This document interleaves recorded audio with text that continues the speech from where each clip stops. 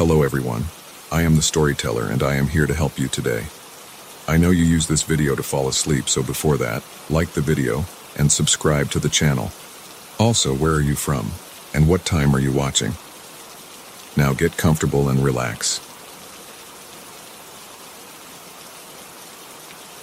The first thing I noticed when I stepped into the abandoned farmhouse was the smell. Musty wood, rotting cloth, and something sharper underneath, like old chemicals. I hadn't planned to explore the place. I was just taking photos of abandoned buildings in rural Montana for my blog, but the front door had swung open with a single push. The wooden floors creaked under my boots as I entered, and dust particles floated in the beams of afternoon sunlight coming through the dirty windows. My camera hung heavy around my neck as I moved from room to room on the first floor. The previous owners had left in a hurry. There were still dishes in the kitchen cabinets, moth-eaten curtains on the windows, and a few pieces of furniture covered in decades of dust. The air felt thick and stale. Each step kicked up small clouds that made my nose itch. The staircase to the second floor looked solid enough. I tested each step carefully, my hand on the wooden railing. More dust. More creaking. Upstairs, the hallway stretched in both directions. 4 closed doors. The one at the far end was different, larger, with ornate carvings around the frame. Something about it pulled at me. The brass doorknob turned easily in my hand. The room behind it was bigger than the others I'd seen, probably the master bedroom. Sheets covered most of the furniture, the bed, some chairs, what looked like a dresser. But what caught my eye was the tall object against the far wall. Even under its cloth covering, I could tell it was a mirror from the shape and size. My heart started beating faster as I approached it. I couldn't explain why.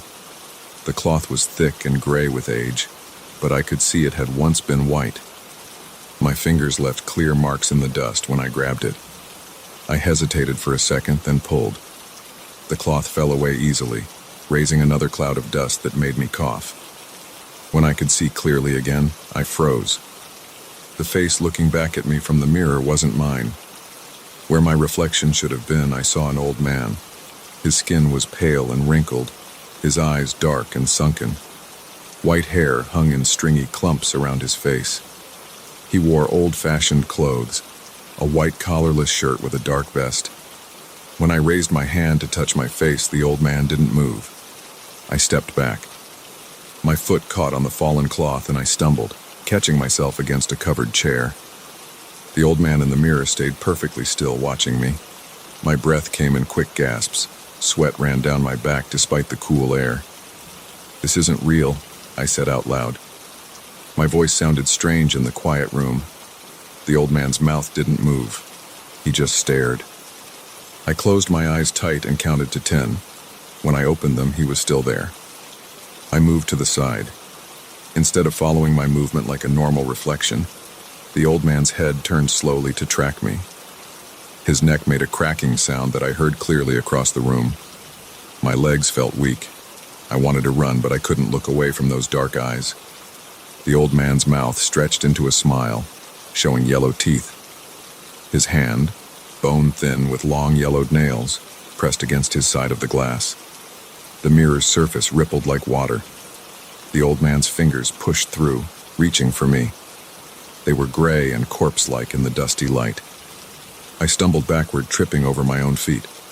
My camera swung wildly on its strap as I fell. The back of my head hit something hard. When my vision cleared, I was lying on the floor.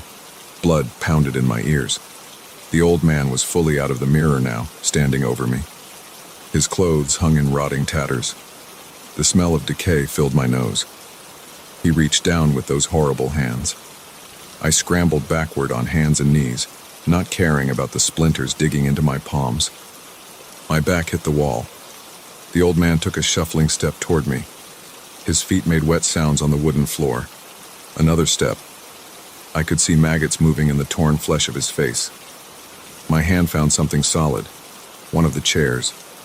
I grabbed it and swung with all my strength. The old man was faster than he looked. He caught the chair with one hand, yanking it from my grip. The wood crumbled to dust in his fingers. I ran.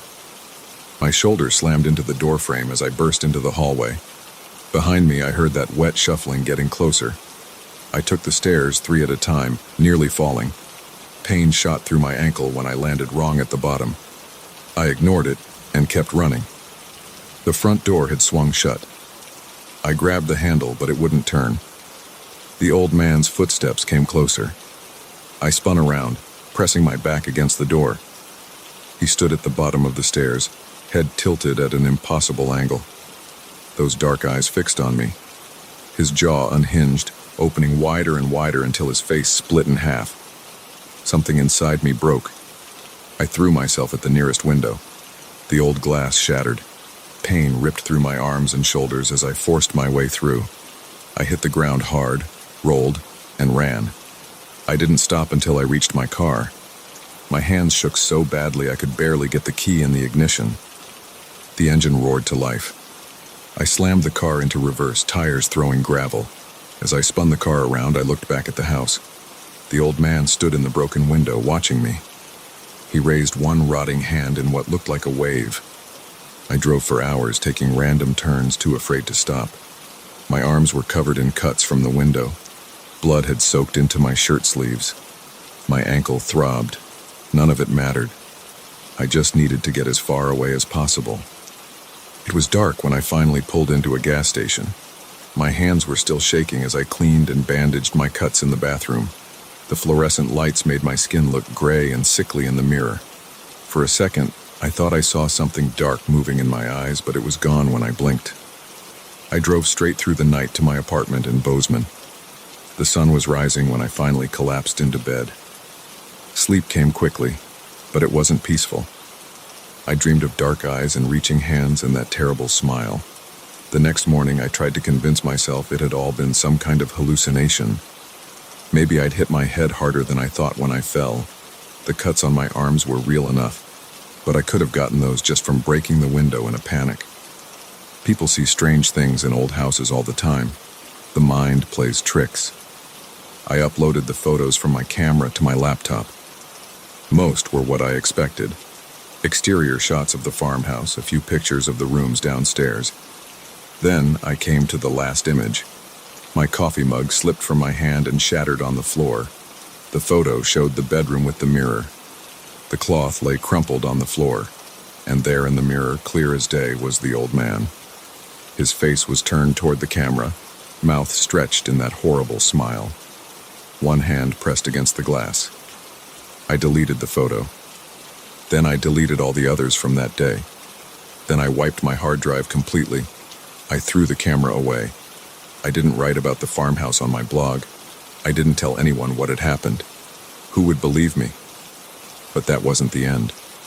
Sometimes now, when I pass mirrors, I catch glimpses of something moving in them, just at the edge of my vision. A shadow, a face, those dark eyes watching me. If I look directly, it's gone. But I know it's there. My bathroom mirror is covered with a sheet. So is the one in my bedroom. I avoid looking at windows at night when they become mirrors in the darkness. I've started losing time, moments where I can't remember what I was doing or how I got somewhere. My friends say I seem different, distant. They say my eyes look strange sometimes. Yesterday I caught my reflection in a store window. For just a second, I saw the old man's face instead of mine. He smiled and waved. I smiled and waved back. I'm writing this down because I need someone to know what happened. The memory of that day feels like it's slipping away, being replaced by older memories. Memories that aren't mine. I remember a farmhouse, but not from last month. I remember it from decades ago when it was new. I remember the mirror being delivered, carried up those stairs by 2 strong men while I watched. I remember the first time I saw my own reflection change, saw someone else looking back at me. I remember reaching through the glass. I remember waiting, so patient, for someone else to come. Someone young and strong. Someone who could give me a new body, a new life. I remember everything now. The mirror is calling me back. I can feel it pulling at me, even from miles away. Soon I'll have to return to the farmhouse. Someone else will come exploring eventually. They always do. And I'll be waiting.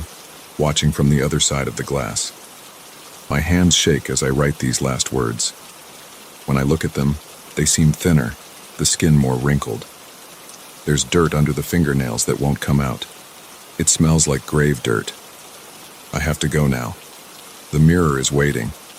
Don't look for me at the farmhouse, and if you find it, don't go inside. Don't look in the mirror.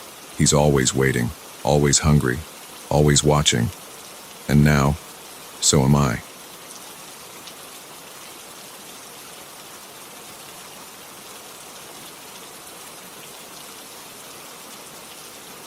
I don't sleep anymore. Not since that night 3 weeks ago. Every time I close my eyes, I see those smooth, blank surfaces where their faces should have been. The sleeping pills my doctor prescribed sit untouched on my nightstand. I can't risk falling asleep, not when that car might still be out there waiting. It started on a Tuesday evening in October. I was walking home from the subway after working late at the office, something I'd done hundreds of times before. The streetlights cast long shadows on the sidewalk, and the air had that sharp autumn chill that makes you walk a little faster. My neighborhood was quiet, too quiet, looking back. No dogs barking, no distant traffic noise, just the sound of my shoes on the concrete and my own breathing. I first noticed the car when I turned onto my street. A black sedan, maybe a Toyota or Honda. I couldn't tell in the dim light. It was parked about halfway down the block, engine off, but with its parking lights on. Something about it caught my attention. Maybe because I'd never seen it on my street before, or maybe because of how it was positioned slightly away from the curb at an odd angle. As I got closer, I could make out two figures sitting in the front seats. They appeared to be men, both wearing dark suits. The driver had his hands on the steering wheel at 10 and 2, perfectly still, like a mannequin. The passenger sat equally motionless, facing straight ahead. I told myself they were probably just waiting to pick someone up, or maybe having a late business meeting, but my pace quickened anyway. Something felt wrong. The hairs on the back of my neck stood up and my mouth went dry. When I was about 15 feet from the car, both men turned their heads toward me in perfect unison. That's when I saw it. Or rather, what I didn't see. Where their faces should have been, there was just nothing. Smooth, flesh-colored surfaces like department store mannequins, but somehow worse. No eyes, no mouth, no features at all. Just blank. My brain couldn't process what I was seeing. I froze mid-step, my heart pounding so hard I could feel it in my throat. The faceless men continued to track my movement, their heads turning in sync to follow me. I heard a high-pitched ringing in my ears, and my vision narrowed to pinpoints. Fight or flight kicked in, and flight won. I ran. I ran faster than I've ever run in my life, my dress shoes slapping against the pavement and my briefcase banging against my leg. I didn't look back. I couldn't look back. I just ran the remaining 100 yards to my house, fumbled with my keys, and practically fell through the front door. I slammed the door shut, locked it, and slid down to sit on the floor, gasping for air. My hands were shaking so badly I could barely type 911 into my phone, but then I stopped. What would I tell them? That I saw two men without faces? They'd think I was crazy or drunk. I made myself get up and peek through the front window. The car was gone. The street was empty and normal looking, like nothing had happened. I checked all the doors and windows twice, then went through every room in the house, turning on all the lights. I found nothing unusual, but I couldn't shake the feeling of being watched. I tried to rationalize what I'd seen. Maybe it was a trick of the light. Maybe they were wearing masks. Maybe I was more tired than I thought, and my mind was playing tricks on me. I poured myself a double whiskey and sat in my living room, jumping at every small noise. Around midnight, exhaustion finally overcame fear, and I went up to bed. I left all the lights on in the house except my bedroom. Something about sleeping with the lights on felt too much like admitting that what I'd seen was real. The nightmare started normally enough. I was at work, doing something with spreadsheets, when my computer screen went blank. Then it showed the car, parked outside my office building. I tried to look away, but I couldn't move. The screen switched to show the inside of the car, those two blank faces turning slowly toward me. I woke up drenched in sweat, my heart racing. The digital clock on my nightstand read 3:17 a.m. Something compelled me to look out my second-floor bedroom window, even though every instinct screamed not to. The car was there. It sat in exactly the same spot as before, parking lights on, angled slightly away from the curb. Even from up here I could see them. Two dark figures sitting perfectly still, their featureless heads turned up toward my window. I scrambled backward off the bed, tangling in the sheets and hitting the floor hard. I crawled to the corner of the room as far from the window as possible. My whole body was shaking and I could taste copper in my mouth where I'd bitten my tongue. For hours, I sat there in the dark, afraid to move, afraid to look out the window again. When dawn finally came, I gathered my courage and looked. The street was empty. I called in sick to work. Spent the day researching missing persons cases in my area, looking for any mentions of faceless men or mysterious black cars. I found nothing concrete, just some vague conspiracy theories and creepypasta stories that didn't match what I'd seen. That night, I drove to a hotel 20 miles away. I didn't tell anyone where I was going. I used cash, gave a fake name at check-in. I took 2 sleeping pills and passed out watching infomercials with all the lights on. At 3:17 a.m. I woke up. The TV was showing static, and there, in the parking lot right outside my 3rd-floor window, I checked out immediately. Drove aimlessly until sunrise, my hands clenched so tight on the steering wheel that my fingers cramped. The next few nights followed the same pattern.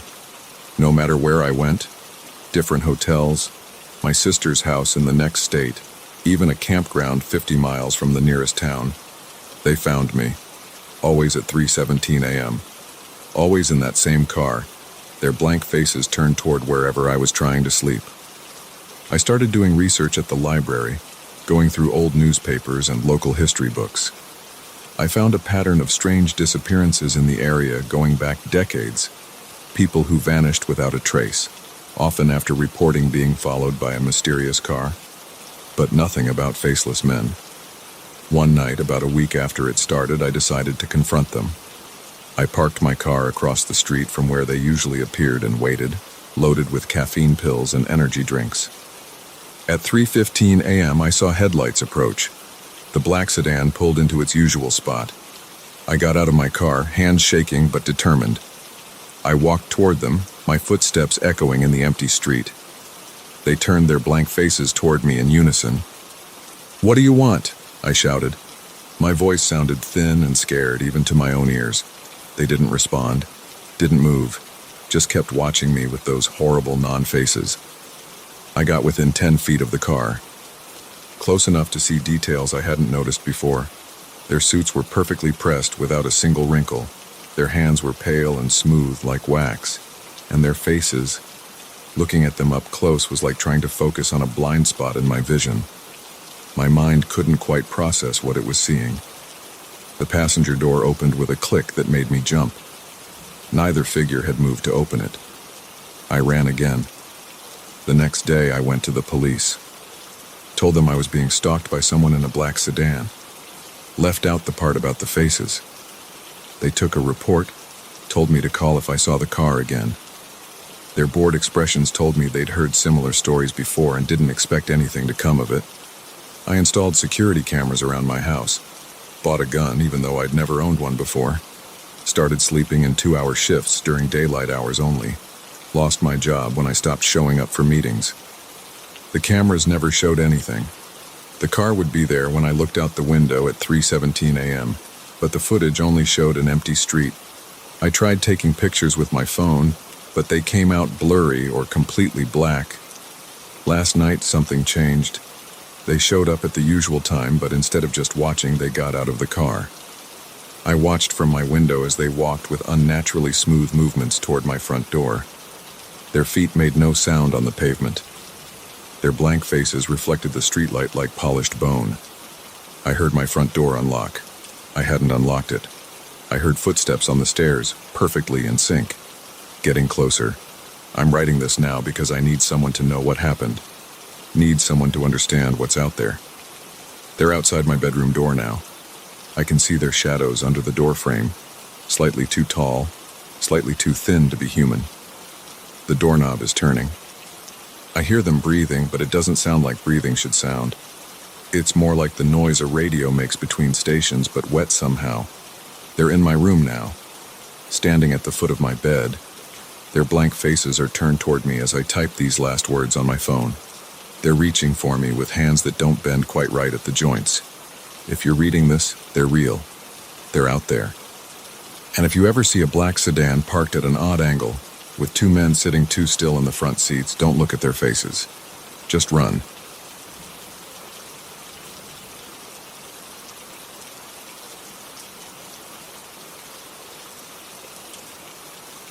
My hands won't stop shaking as I type this. I need to write down what happened at the Riverside manufacturing plant tonight. Maybe someone will make sense of it. Maybe someone will believe me. I'm an urban explorer, or at least I was until 2 hours ago. I've been doing this for 6 years, documenting abandoned places across the Midwest. Old hospitals, defunct schools, empty factories. I've seen them all. Nothing prepared me for what I encountered in that factory. The Riverside plant shut down in 1989 after some kind of industrial accident. The details are sketchy, something about chemical contamination and worker safety violations. The building's been rotting on the outskirts of town ever since. I'd driven past it dozens of times, eyeing those broken windows and crumbling brick walls. Tonight I finally decided to check it out. I parked my truck behind some overgrown bushes at 9:45 p.m. The clouds covered the moon, making it perfect for sneaking in unnoticed. I grabbed my backpack with the usual gear: flashlight, spare batteries, first aid kit, camera, water bottle. The fence had a gap where someone had cut through the chain link. I squeezed through, my jacket catching on the rusty wire. The front entrance was boarded up tight, but I found a broken window on the side of the building. The glass crunched under my boots as I climbed through. The beam of my flashlight cut through total darkness. Dust particles floated in the light. The air felt thick and stale, with a sharp chemical smell that made my nose burn. I stepped carefully across the debris-covered floor.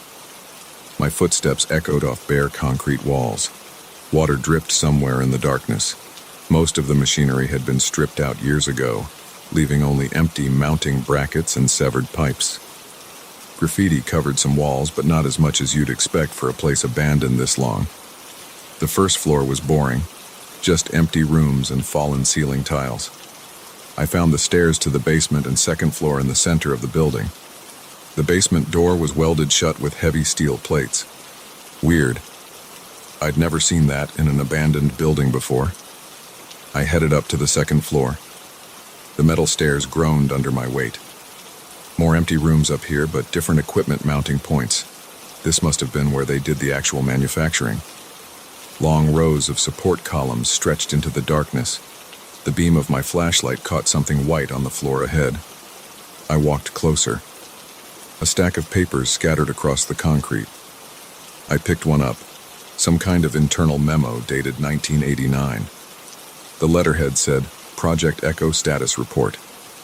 Most of it was too faded to read, but I made out phrases like unexpected results and containment protocols. A loud crash behind me. I spun around, heart pounding, just a piece of ceiling falling. Get it together, I told myself. This place was just making me jumpy. I kept moving down the main corridor, sweeping my light back and forth. More papers. Old filing cabinets tipped on their sides. A break room with a calendar still showing March 1989. The corridor ended at a set of heavy steel double doors. A faded biohazard symbol was stenciled on them. My hand hesitated on the push bar. Every urban explorer instinct told me to turn back. But I'd come this far. The doors opened with a screech of rusty hinges. Beyond them was some kind of laboratory space. Lab benches lined the walls, covered in dusty glassware and equipment. The center of the room held what looked like giant steel pressure vessels, connected by a maze of pipes. My flashlight beam caught more papers scattered across a desk. These were different, handwritten notes in messy scrawl. Day 47. Sample continues to display anomalous properties. Mass fluctuations increasing. Day 51. Containment field unstable. Request immediate evacuation of non-essential personnel. Day 52. God help us. The last note ended in a jerky scrawl trailing off the page. My hands were sweating now. What the hell had they been doing in here? A soft scraping sound from the corridor behind me. I turned quickly, light beam cutting through the darkness. Nothing there. But the sound came again, like something being dragged across concrete. Hello? My voice sounded small in the huge space. No response. I started walking back toward the corridor. The scraping got louder, closer. My light caught something at the far end of the hallway, a shadow. But wrong somehow. Too tall. Misshapen. It moved with a jerking motion that wasn't quite human. I froze. The shadow stayed at the edge of my light beam. My heart hammered against my ribs. Sweat ran down my back despite the cold air. I took a step forward, raising the flashlight higher. The shadow vanished. Just gone, between one blink and the next. I ran the light beam across the empty corridor. Nothing there. My hands were shaking so bad I almost dropped the flashlight. I told myself it was just my imagination. Weird shadows playing tricks in the dark. But I knew that wasn't true. The scraping sound came again, behind me now, much closer. I spun around. For a split second, my light caught it. A shape like a person, but wrong. Too tall, limbs too long. Its head brushed the ceiling 9 feet up. The proportions were all distorted, like someone had grabbed a human shape and stretched it. The beam of light passed through it like smoke. It vanished again. But I felt it was still there, just outside the range of my flashlight. Watching. I ran. I don't remember consciously deciding to run, my body just moved. Back through the lab, down the corridor. The scraping followed, getting closer. I hit the stairs at full speed, taking them 3 at a time. My foot slipped on the metal grating. I caught the railing, wrenching my shoulder. The scraping echoed in the stairwell, right above me. I didn't look up. I slammed through the door to the first floor. More running. My flashlight beam bounced wildly. I could barely see where I was going. Something brushed against my back. Cold, like being touched by fog. I screamed. The sound echoed off the walls. Behind me, something else screamed back, a sound no human throat could make. I saw the broken window ahead. I dove through it, not caring about the glass. I hit the ground hard, scrambled up, ran for the fence. The cut section caught my jeans as I squeezed through. I ripped free, leaving fabric behind. I made it to my truck. The engine roared to life. I floored it out of there, gravel spraying. In my rearview mirror, I saw something in an upstairs window of the factory, just for a moment. A stretched, distorted silhouette against the darkness. I didn't stop driving until I got home. Locked all the doors. Turned on every light in the house. My hands are still shaking as I write this. I don't know what I saw in that factory. I don't want to know, but I keep thinking about those notes. What were they working on in there? What went wrong? And most of all, is it still contained in that building? Or did I let something out? The scraping sound is back. Outside my window now, getting closer. I have to go.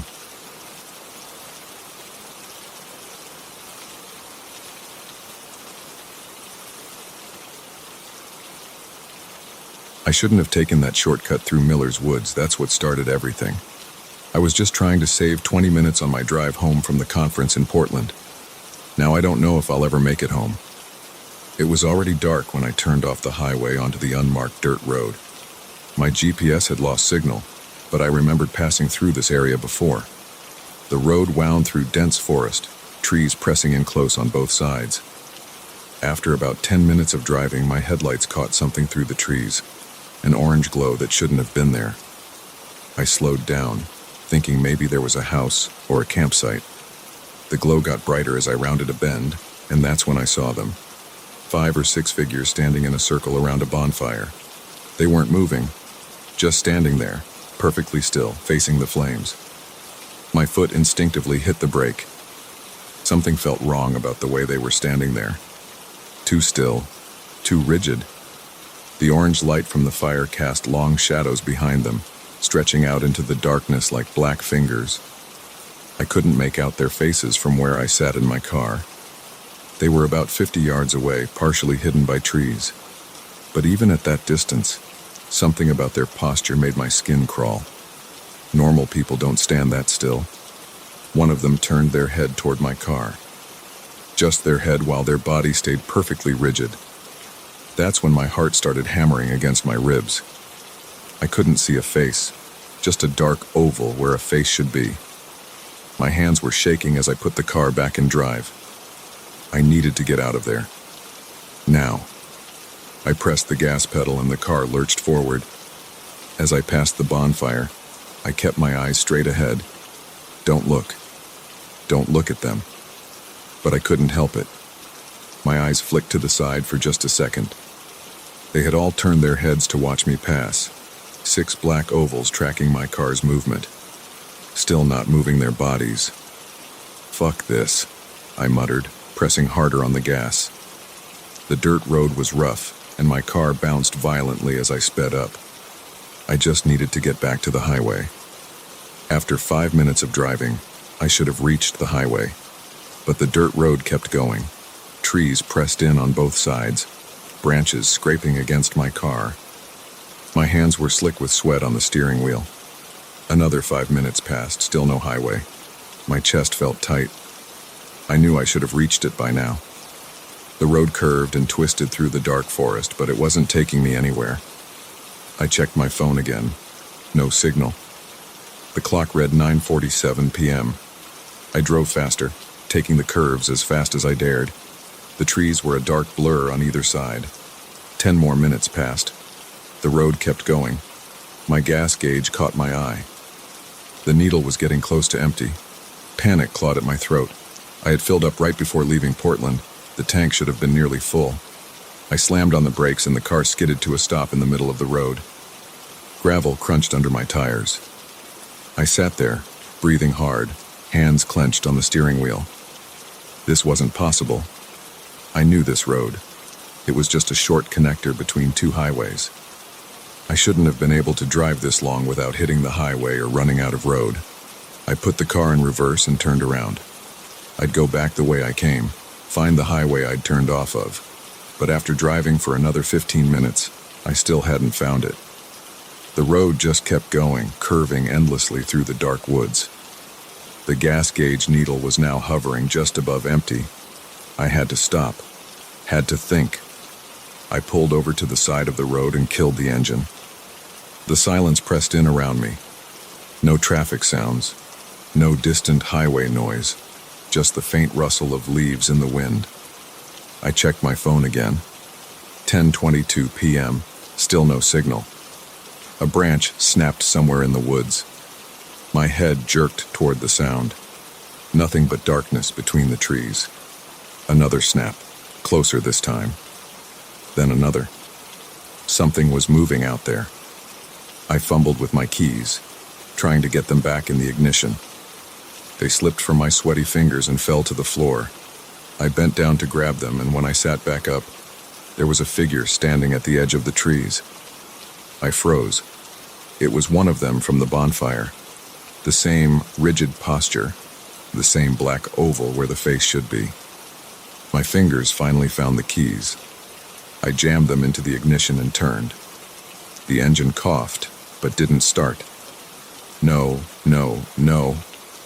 I turned the key again. Nothing. More snapping sounds from the woods. More figures emerging from the darkness. They moved in a strange way, like badly operated marionettes.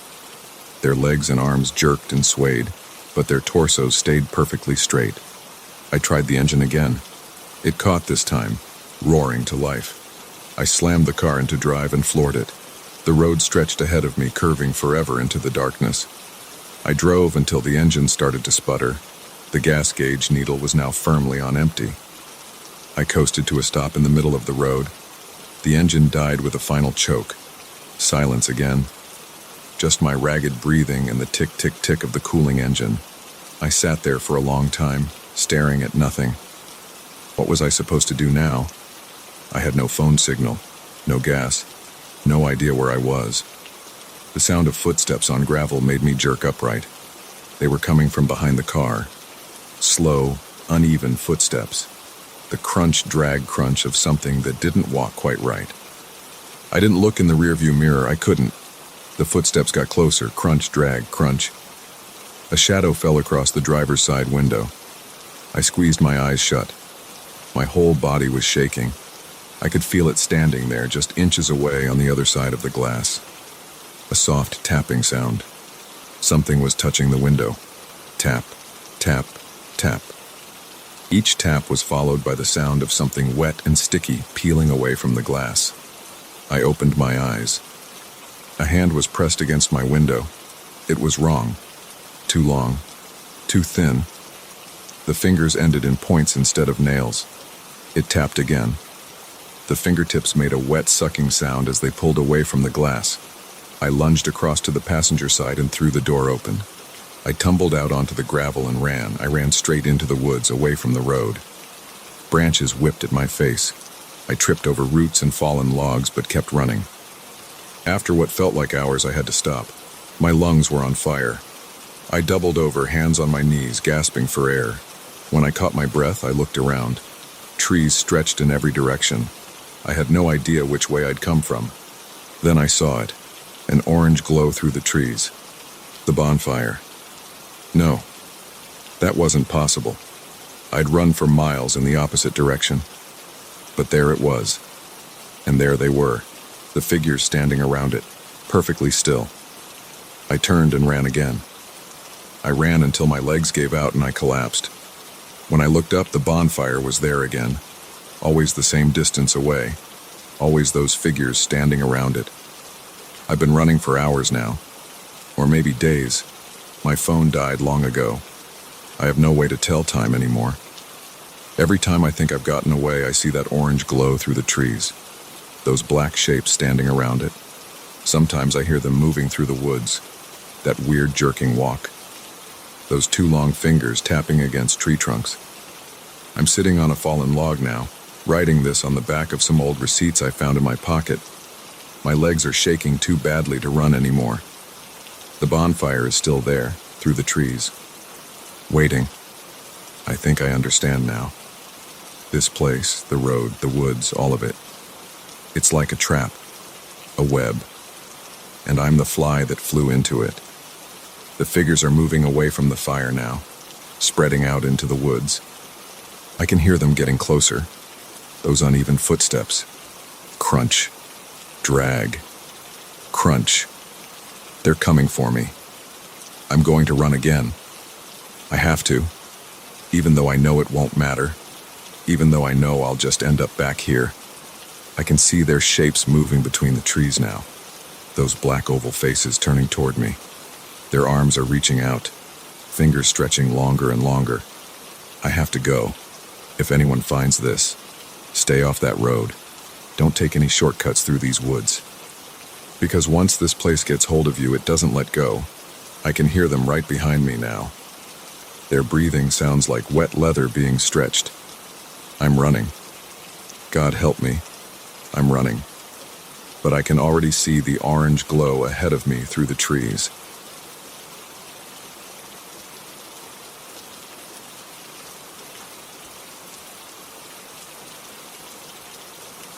The cabin shouldn't have been there. I'd hiked this trail in the Cascades dozens of times and I'd never seen it before. But there it was, sitting in a small clearing about 50 yards off the main path, partially hidden behind a stand of Douglas firs. The sun was setting and I needed to make a decision fast. I checked my phone. No signal as expected this deep in the wilderness. My water bottle was almost empty and the temperature was dropping. The forecast hadn't mentioned rain, but the dark clouds gathering overhead told a different story. The first drops hit my face as I stood there, debating. A crack of thunder made up my mind for me. I turned off the main trail and pushed through the undergrowth toward the cabin. My boots crunched on dead pine needles as I approached. It was a simple structure, rough-hewn logs, a tin roof gone rusty with age, one door, and two windows on the front face. Nothing special about it except that it shouldn't have been there. The rain picked up, drumming against my rain jacket. I reached the cabin's small covered porch just as the sky opened up completely. Water poured off the roof in sheets. Through the sound of the rain, I heard something else, a scraping noise from inside the cabin. I pressed my face against the nearest window, cupping my hands around my eyes to block the glare. The glass was grimy, but I could make out what looked like a single room inside. And there, in the growing darkness, movement.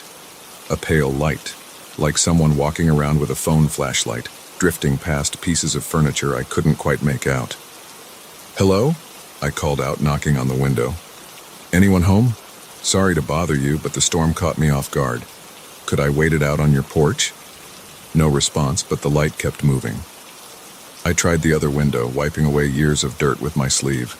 The weak light bobbed and weaved through the room, but I still couldn't see who was holding it. Something felt off about the way it moved, too smooth, like it was floating. I knocked harder. "Hey, I can see your light in there. I'm not trying to intrude, I just need to get out of this rain." The light stopped moving.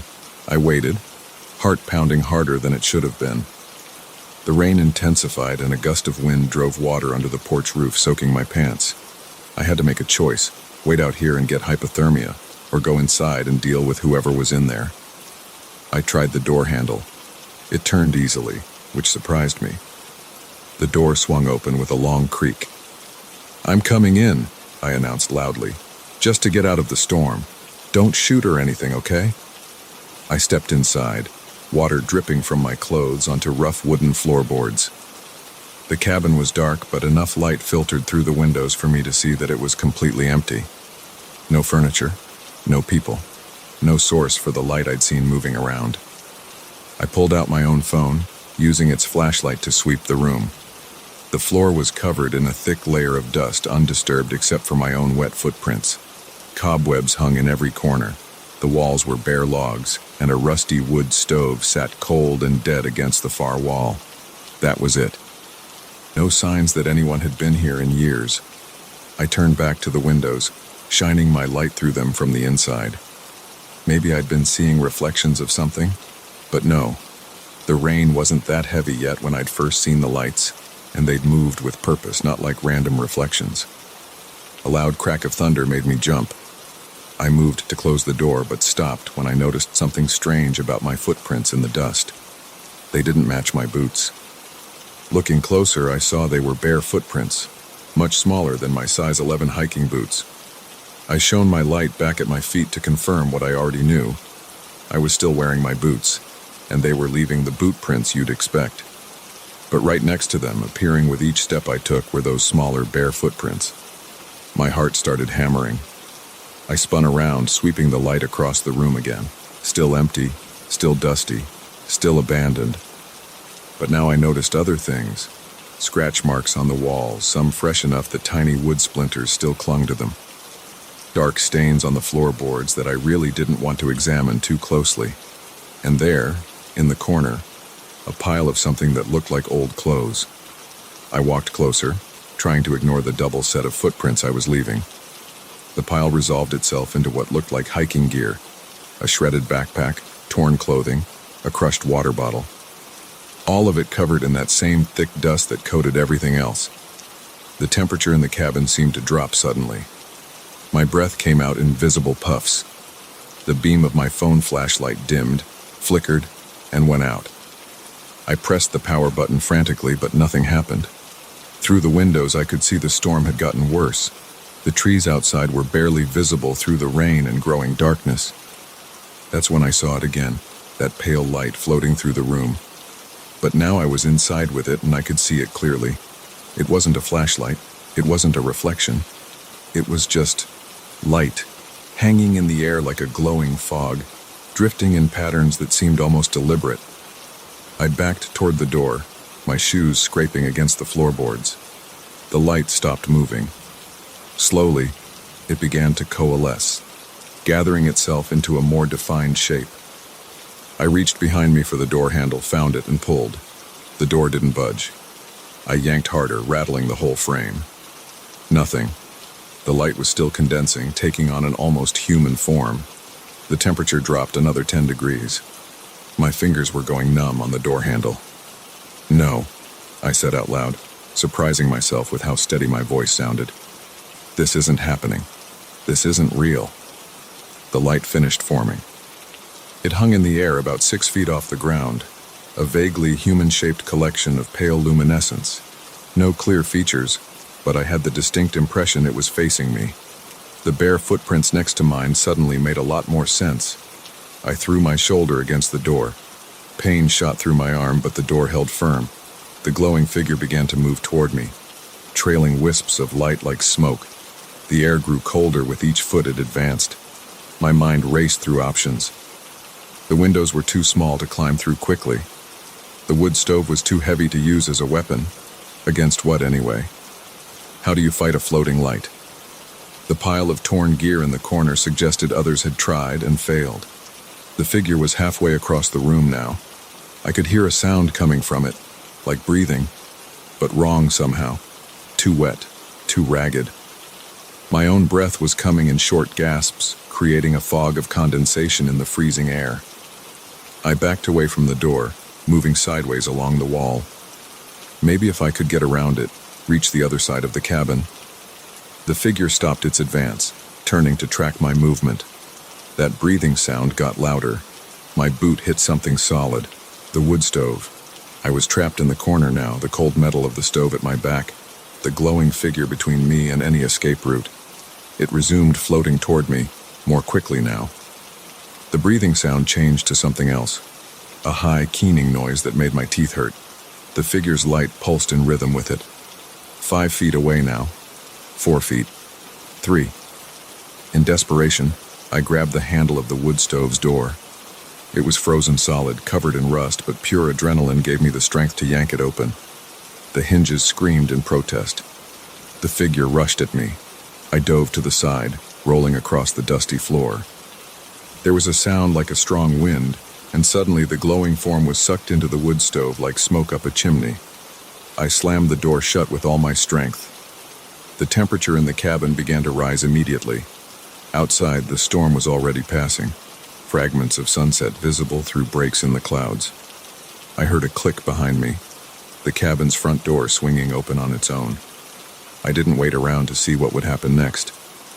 I ran, splashing through mud and rain-soaked underbrush, not stopping until I reached the main trail. My phone came back to life, showing 3 missed calls from my wife. It was fully charged. I made it back to my car just as full dark settled in. As I drove home, I tried to make sense of what had happened. Part of me wanted to dismiss it as hallucination brought on by dehydration or exhaustion, but I knew better. The torn gear in the corner, the scratch marks on the walls, the bare footprints appearing beside my own, it had all been real. I've been back to that trail many times since then, always in full daylight. I've never found the cabin again.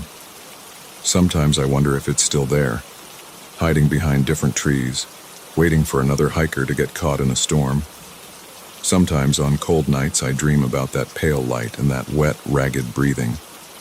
But mostly, I wonder about those other hikers, the ones whose gear I found torn and dusty in the corner. Did they make it out like I did? Or are they still there somehow, their essence trapped in that old wood stove, their bare footprints appearing beside the boots of new visitors? I don't hike alone anymore, and I always make sure I'm back at my car well before sunset, no matter what the weather forecast says. Some questions are better left unanswered. Some cabins are better left unfound. The next morning I went to the ranger station to report what I'd seen. The ranger listened patiently, taking notes. When I finished, he pulled out an old file from a cabinet behind his desk. "You're not the first," he said, showing me a stack of similar reports dating back to the 1950s. "The cabin appears during storms, always in different locations. We've tried to find it, but..." He shrugged. "The only people who see it are the ones who aren't looking for it." He showed me photos from previous encounters, all different cabins, but somehow I knew they were all the same place. Some of the photos showed lights in the windows. In one, if you looked closely, you could just make out a human-shaped glow through the glass. "What should we do about it?" I asked. The ranger closed the file and put it away. Nothing to do. Can't find something that doesn't want to be found. Just be grateful you made it out and spread the word. When hiking these trails, always carry emergency gear. Always have a plan, and never ever trust a cabin that shouldn't be there. I nodded and left the station. On my way home, I stopped at a sporting goods store and bought new hiking gear, including an emergency shelter just in case. The next time I got caught in a storm on the trail, I wasn't going to need a cabin's hospitality. But sometimes, on rainy nights, I find myself drawn to the windows of my house, looking out into the darkness. And sometimes, just for a moment, I think I see a pale light drifting through the trees at the edge of my property. When that happens, I close the blinds, turn on all the lights, and wait for morning. Because I know now that some shelters are better left unused, some doors are better left unopened, and some lights are better left unfollowed. The bare footprints I left in that cabin's dust are probably still there, appearing alongside my boot prints, telling a story that nobody else will believe. But I know what I saw. I know what I felt. And I know that somewhere in those woods, a cabin is waiting for its next visitor, its windows glowing with a light that shouldn't exist. I just hope they're smarter than I was. I hope they keep walking.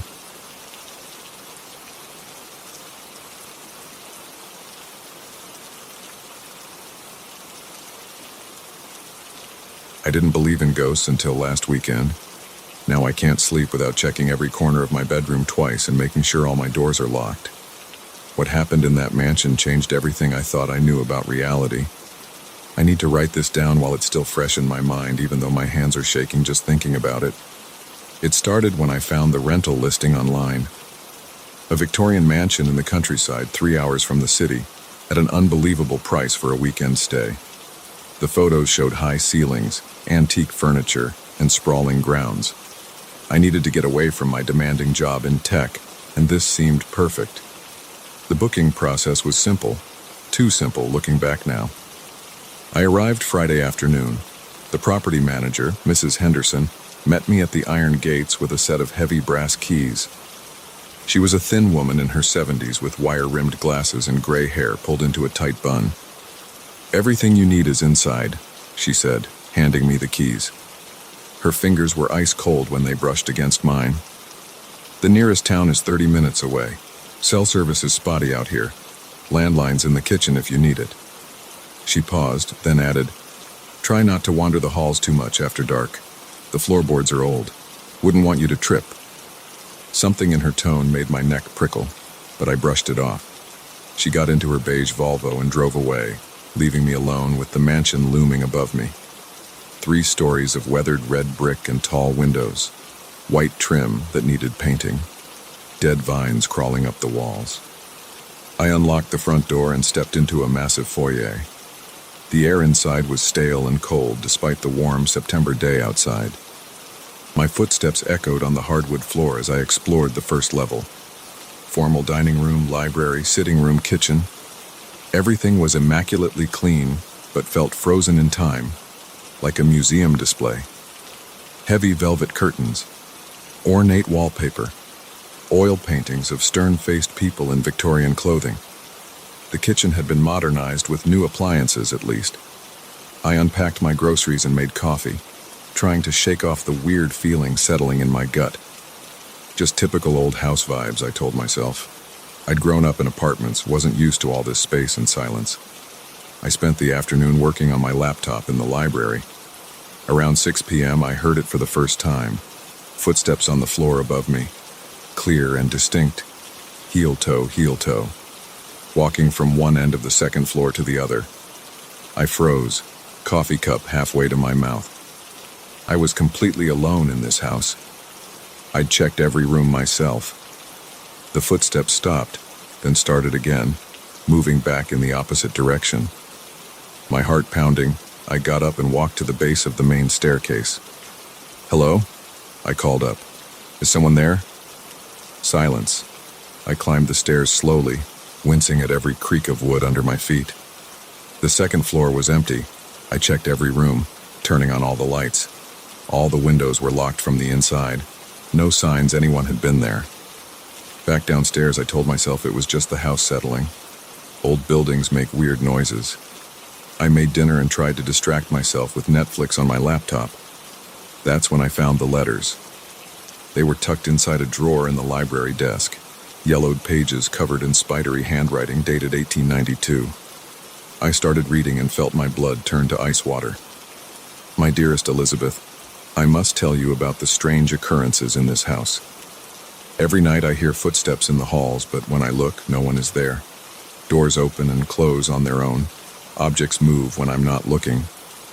Last night I woke to find every candle in my room lit, though I'd extinguished them before bed. The servants whisper about the previous owner, Mr. Harrison, who died here in his study. They say he still walks the halls, searching for something. I fear I'm losing my mind. Please come soon. I cannot bear another night alone here. Your loving sister, Margaret. There were more letters, each more disturbing than the last. Margaret wrote about seeing shadows move against the walls, about waking to find her belongings rearranged, about hearing whispers in empty rooms. The last letter was different, written in shaky, frantic handwriting. Elizabeth, something is in this house with me. It stands in my room at night. I can feel it watching. The servants have all fled. I must leave this place before... The letter ended mid-sentence. I should have left right then. Should have gotten in my car and driven back to the city. Rental agreement be damned. Instead, I put the letters back and told myself they were fake. Probably planted there to spook tourists. Ghost stories to add atmosphere to a historic rental property. The sun had set while I was reading.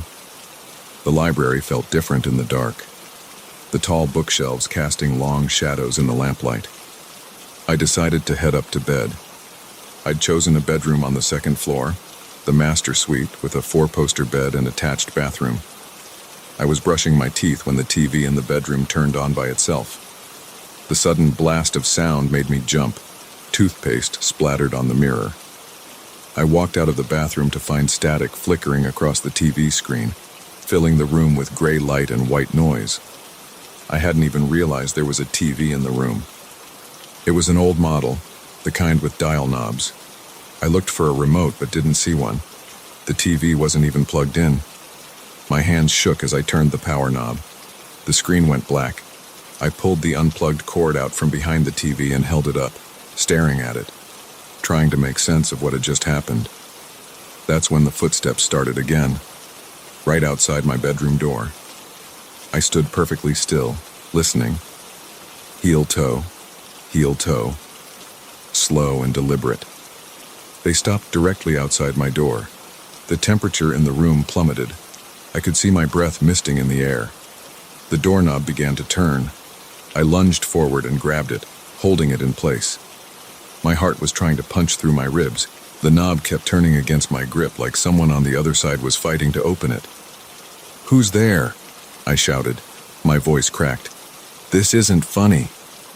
The pressure on the doorknob released. The footsteps moved away down the hall. I waited until I couldn't hear them anymore, then yanked the door open. The hallway was empty and dark. All the doors were closed except one at the far end, the door to the study. It was wide open, though I distinctly remembered closing it during my earlier search. I walked down the hall on shaking legs, holding my phone's flashlight out in front of me. The study was empty. A leather armchair sat behind a massive oak desk. More oil paintings watched me from the walls. Everything was still and silent. Then I saw the fresh footprints in the dust on the floor. They started in the middle of the room and walked to the desk, then vanished. I ran back to my room, slammed the door and wedged a chair under the handle. Grabbed my phone to call for help. No signal, just like Mrs. Henderson had warned. The landline. I needed to get to the landline in the kitchen, but that meant going back out there. I sat on the bed trying to think rationally.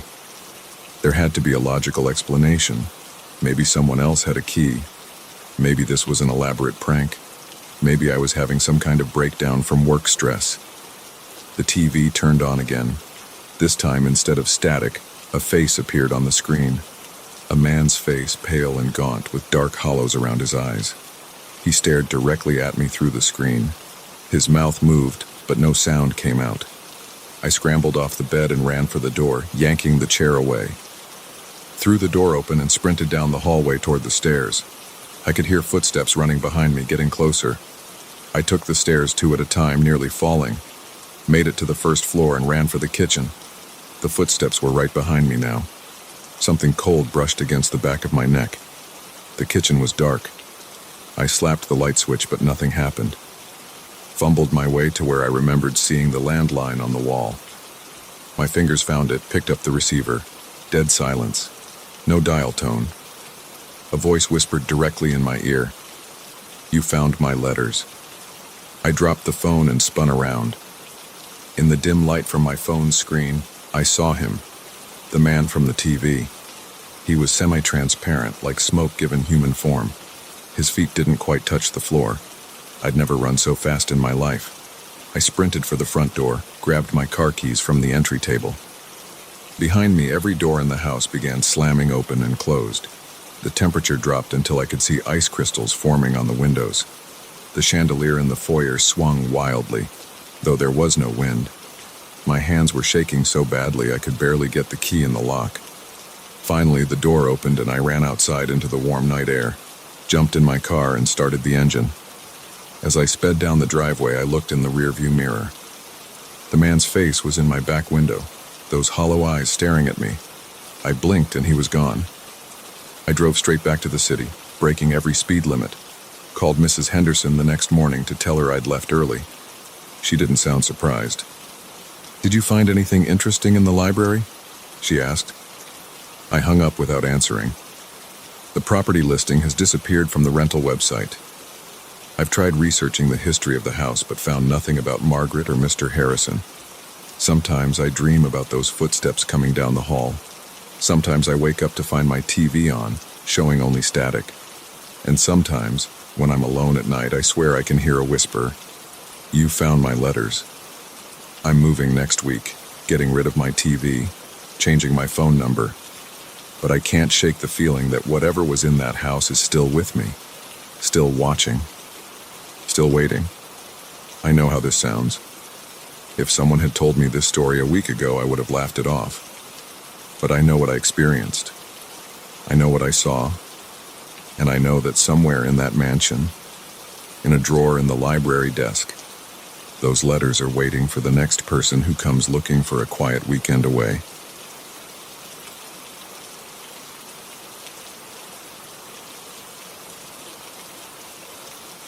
Three days ago, I walked into room 115 at the Starlight Motel just off Route 22, carrying nothing but a duffel bag and the weight of my mistakes. Today, I'm writing this from a hospital bed, trying to make sense of what happened in that room. The doctors say my injuries will heal, but I know the scars inside my head never will. I need to get this down while it's still fresh, while I can still remember every detail of that night. Maybe then someone will believe me. I chose the Starlight because it was the kind of place that didn't ask questions.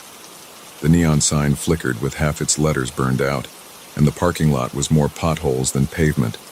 Perfect for someone who needed to disappear for a while. $28 a night, cash only.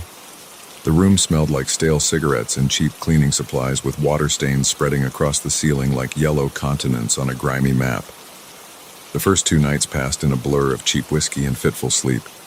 I barely left the room, surviving on vending machine snacks and tap water that tasted like pennies. The TV only got 3 channels clearly, all playing reruns of shows I'd seen 100 times before. But I didn't care. I wasn't there for entertainment. It was 3:17 a.m. on the 3rd night when the first sound jerked me awake. A soft thump from inside the wardrobe against the far wall. At first I thought it was just the ice machine down the hall kicking on. That thing had been making weird noises since I checked in. I rolled over, pulling the thin blanket tighter around my shoulders.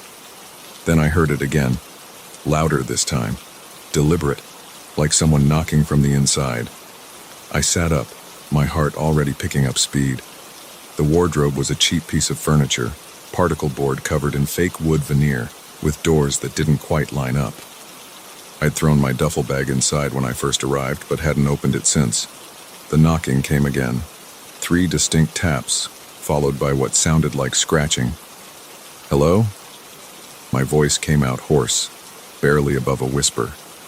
The room's only light came from the vacancy sign outside, casting everything in a sickly red glow. The scratching stopped. I swung my legs over the side of the bed, my bare feet touching the thin carpet. The air felt different somehow, heavier, like the moments before a storm. My mouth was dry and I could hear my pulse in my ears. Another knock. This time it was 5 rapid taps, like someone trying to get my attention. I stood up slowly, my legs shaking slightly. The 12 feet between the bed and the wardrobe felt like a mile. Each step made the carpet crunch under my feet, probably decades of dirt ground into the fibers. The wardrobe door rattled slightly. "Who's there?" I called out louder this time, trying to sound braver than I felt. No answer, just more scratching. I reached for the baseball bat I'd brought with me. Old habits die hard. The aluminum felt cool and reassuring in my sweaty grip. 3 more steps to the wardrobe. The scratching got more frantic, like someone or something was trying to claw their way out, or in. I couldn't tell which was worse. My hand touched the wardrobe's handle. The metal was ice cold against my palm. The scratching stopped instantly. I took a deep breath, tightened my grip on the bat, and yanked the door open. My duffel bag lay exactly where I'd left it. But the back wall of the wardrobe, Jesus Christ, the back wall. Long, deep gouges ran from floor to ceiling, some fresh enough that small splinters of particle board still clung to the edges. They formed no pattern I could recognize, just wild, desperate marks of something trying to break through. I reached out and touched one of the grooves. It was deep enough to fit my fingertip inside, and the edges were sharp. These weren't made by rats or raccoons. They were too big, too deliberate. They looked like human fingernail marks. The smell hit me then, a musty, organic odor like wet earth and decay. It seemed to pulse from the scratches themselves, growing stronger with each second. I slammed the wardrobe shut and backed away until my legs hit the bed. My heart was hammering so hard I thought it might crack my ribs. For 5 minutes, nothing happened. I stood there, bat ready, staring at the wardrobe. The only sound was my own ragged breathing and the distant hum of traffic on Route 22. Then the knocking started again. Not from inside the wardrobe this time, but from inside the wall behind it. I crossed the room in 3 steps and pressed my ear against the wallpaper. The knocking was clearer now, moving slowly from right to left. Following it with my ear, I traced its path as it traveled along the wall, around the corner and into the bathroom. The bathroom light wouldn't turn on. I flicked the switch up and down repeatedly, but nothing happened. The red glow from the vacancy sign barely reached inside, leaving most of the small room in darkness. The knocking continued, now coming from inside the bathroom wall, right behind the mirror. I stepped inside, my reflection barely visible in the dim light. The knocking stopped, then I saw it. In the mirror over my right shoulder, a shadow moved. Just for a second, but I'm sure I saw it. A dark shape like someone ducking out of view. I spun around. Nothing there. The shower curtain hung still and straight, no one hiding behind it. When I turned back to the mirror, the shadow was gone. But something else had changed. My reflection. The eyes were wrong. They were my eyes, but they weren't blinking when I blinked. They were staring at me unmoving while I stood there frozen in horror. The reflection's mouth started to move, forming words I couldn't hear. I wanted to run, but my body wouldn't respond. Those eyes held me there, forcing me to watch as the reflection's face began to change. The skin around its eyes darkened like bruises spreading in fast motion. Its mouth stretched wider, wider than any human mouth should go. The teeth. There were too many teeth. I finally managed to move, stumbling backward out of the bathroom. I slammed the door shut and wedged the chair from the desk under the handle. The knocking started again immediately, this time from all around me. Every wall, the ceiling, the floor. It was everywhere. The sound got louder and louder until it felt like my skull would split. I grabbed my phone from the nightstand, but there was no signal. Of course there wasn't.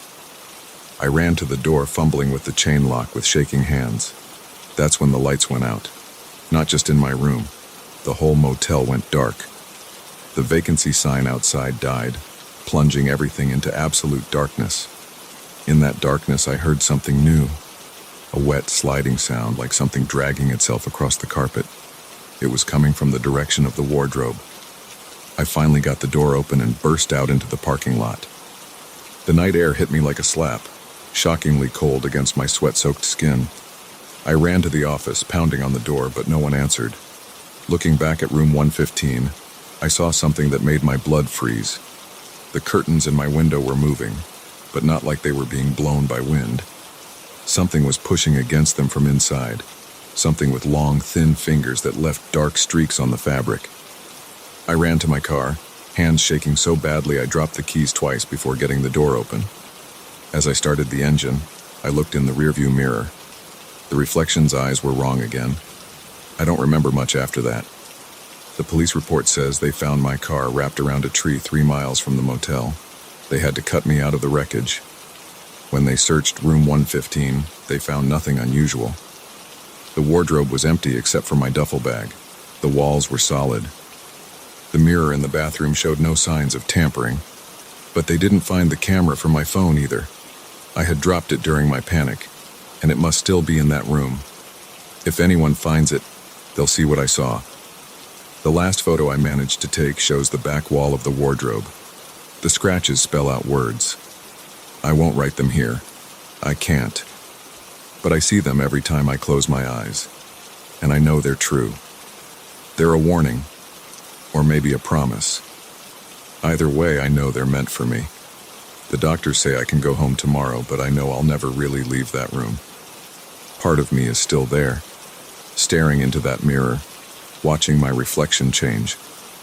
Sometimes, when I look in mirrors now, I have to blink first just to make sure my reflection blinks too. And every night, just before I fall asleep, I hear it. That soft, steady knocking coming from inside my walls. I know what's making that sound now. I know what left those marks in the wardrobe, and I know it followed me home. But the worst part, the part that keeps me awake night after night, I'm starting to think it was always there, in every room I've ever slept in, just waiting for me to notice it, waiting for me to open that door. And now that I have, it won't let me forget. The doctors are coming now. They say I need to rest, but I had to get this written down first. I had to tell someone what really happened in room 115. Because last night I looked at my hands under the hospital room lights, really looked at them for the first time since the accident. My fingernails are worn down to nothing, and there are splinters under what's left of them.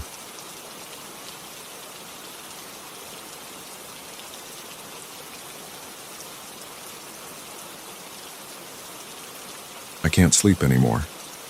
My hands shake when I try to write this down. But I need to tell someone what happened 3 nights ago in that parking garage. Maybe then someone can explain it. Maybe then I'll stop seeing that thing every time I close my eyes. I worked late that night at the office like I usually do. The Anderson account needed finishing, and I'd promised the client I'd have it done by morning. By the time I packed up my laptop, it was already 11:45 p.m. The office building was empty except for the night janitor mopping the hallway outside my door. The parking garage connected to our building through a covered walkway on the 3rd floor. During the day, it was always packed with cars from the various businesses in the complex. But at night, most of the 500 spaces sat empty. The fluorescent lights buzzed overhead, creating pools of sickly white light between long stretches of shadow. I remembered checking my phone as I walked across the concrete bridge to the garage. My wife had texted twice asking when I'd be home. I typed out a quick response. Leaving now, 20 mins. That's when I first saw it. The figure stood by the elevator bank about 50 feet ahead. It wore a black hooded robe that reached the floor, completely hiding any features underneath. The hood pointed straight ahead, toward the elevator doors. I stopped walking. Something felt wrong. The shape was too still, like a photograph. No subtle movements, no shifting of weight. No signs of breathing, just absolute stillness. My footsteps had echoed loudly in the empty garage, but the figure hadn't turned to look. I stood there for maybe 30 seconds watching. It didn't move at all, "Hello?" I called out. My voice bounced off the concrete walls. No response. I pulled out my phone again and opened the camera app. The screen showed the empty elevator bank. I lowered the phone and looked up. The figure was still there. My heart started beating faster. I raised the phone again. Nothing in the frame. Lowered it. The figure stood exactly as before. I backed up a few steps, keeping my eyes fixed on the shape. My foot hit something, probably a small piece of concrete, and I glanced down for a split second to keep from stumbling. When I looked up, the figure had moved closer. Much closer. It now stood about 20 feet away, but I hadn't heard any footsteps. The hood still pointed straight ahead, not at me. "Who are you?" I shouted. My voice cracked. Sweat ran down my back despite the garage's cold air. Again, no response. I took another step backward, fumbling for my keys. The rental car fob had a panic button. If I could just... I blinked. The figure now stood 10 feet away. Same position, same stillness, but closer. My hands shook so badly I dropped the keys. The clang of metal on concrete echoed through the garage. I quickly snatched them up, keeping my eyes locked on the figure. That's when I noticed something else wrong. The robe didn't move. There was always some air movement in the garage from the ventilation system, enough to stir up dust and bits of paper. But the black fabric hung perfectly still, like it was frozen in place. I jabbed the panic button repeatedly. The car's alarm started blaring and the headlights flashed, filling the garage with sound and strobing light.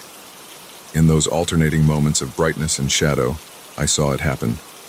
Each time the lights flashed on, the figure had moved. 15 feet to the left, then behind a concrete pillar, then next to a parked car. Each new position brought it closer to me in a circular path, but I never saw it move. In the dark moments between flashes, there was no sound of footsteps, no whisper of fabric, no indication of movement at all. It simply appeared in each new spot, like a sequence of still photographs. I ran. I don't remember making the conscious decision. My body just moved. I sprinted toward the stairs, my dress shoes slapping against the concrete. The car alarm continued wailing behind me. I slammed through the stairwell door and took the steps 3 at a time, gripping the railing to keep from falling. My breath came in ragged gasps that echoed in the enclosed space. Second floor. First floor. I burst out into the garage's ground level and ran toward the exit. The security gate was down, but there was a man-sized gap next to it for pedestrians. If I could just reach it. I looked over my shoulder. The figure stood at the top of the stairs I'd just descended, visible through the small window in the stairwell door. As I watched, it vanished. I spun around and there it was, blocking my path to the exit, 20 feet away, hood still pointing straight ahead, not at me.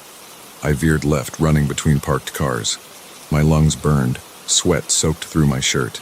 I had to find another way out. A glimpse of movement made me turn my head. The figure stood on top of an SUV, still in that same rigid pose. I looked away and looked back. Now it was crouched on the hood of a sedan closer to me. Look away, look back, standing on the concrete barrier at the garage's edge. Each time I saw it, the hood still pointed straight ahead, never at me. But somehow I knew it was watching. I reached the far corner of the garage. A chain-link fence separated the parking structure from the street. Beyond it, I could see cars passing on the main road. People. Safety. The fence was 8 feet high and topped with barbed wire. I'd never climbed anything like that before, but terror gave me strength. I jumped, grabbed the metal links, and started pulling myself up. The streetlight on the corner cast my shadow on the fence as I climbed, and behind it, I saw another shadow join mine. I looked back. The figure stood directly below me, hood tilted up now. Where a face should have been, there was only darkness. Not the darkness of shadow, a deeper darkness that seemed to swallow the light. My hand slipped on the fence. I was only halfway up. The figure didn't move, but its robe began to change.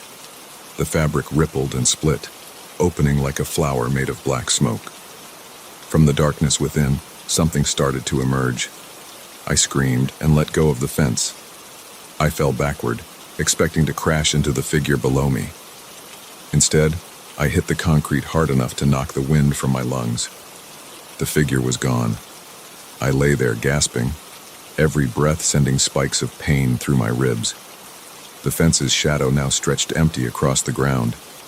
When I could breathe again, I rolled onto my hands and knees. Blood dripped from my scraped palms onto the concrete. I pushed myself up, scanning in all directions. Nothing. Just rows of parked cars and empty spaces under buzzing fluorescent lights.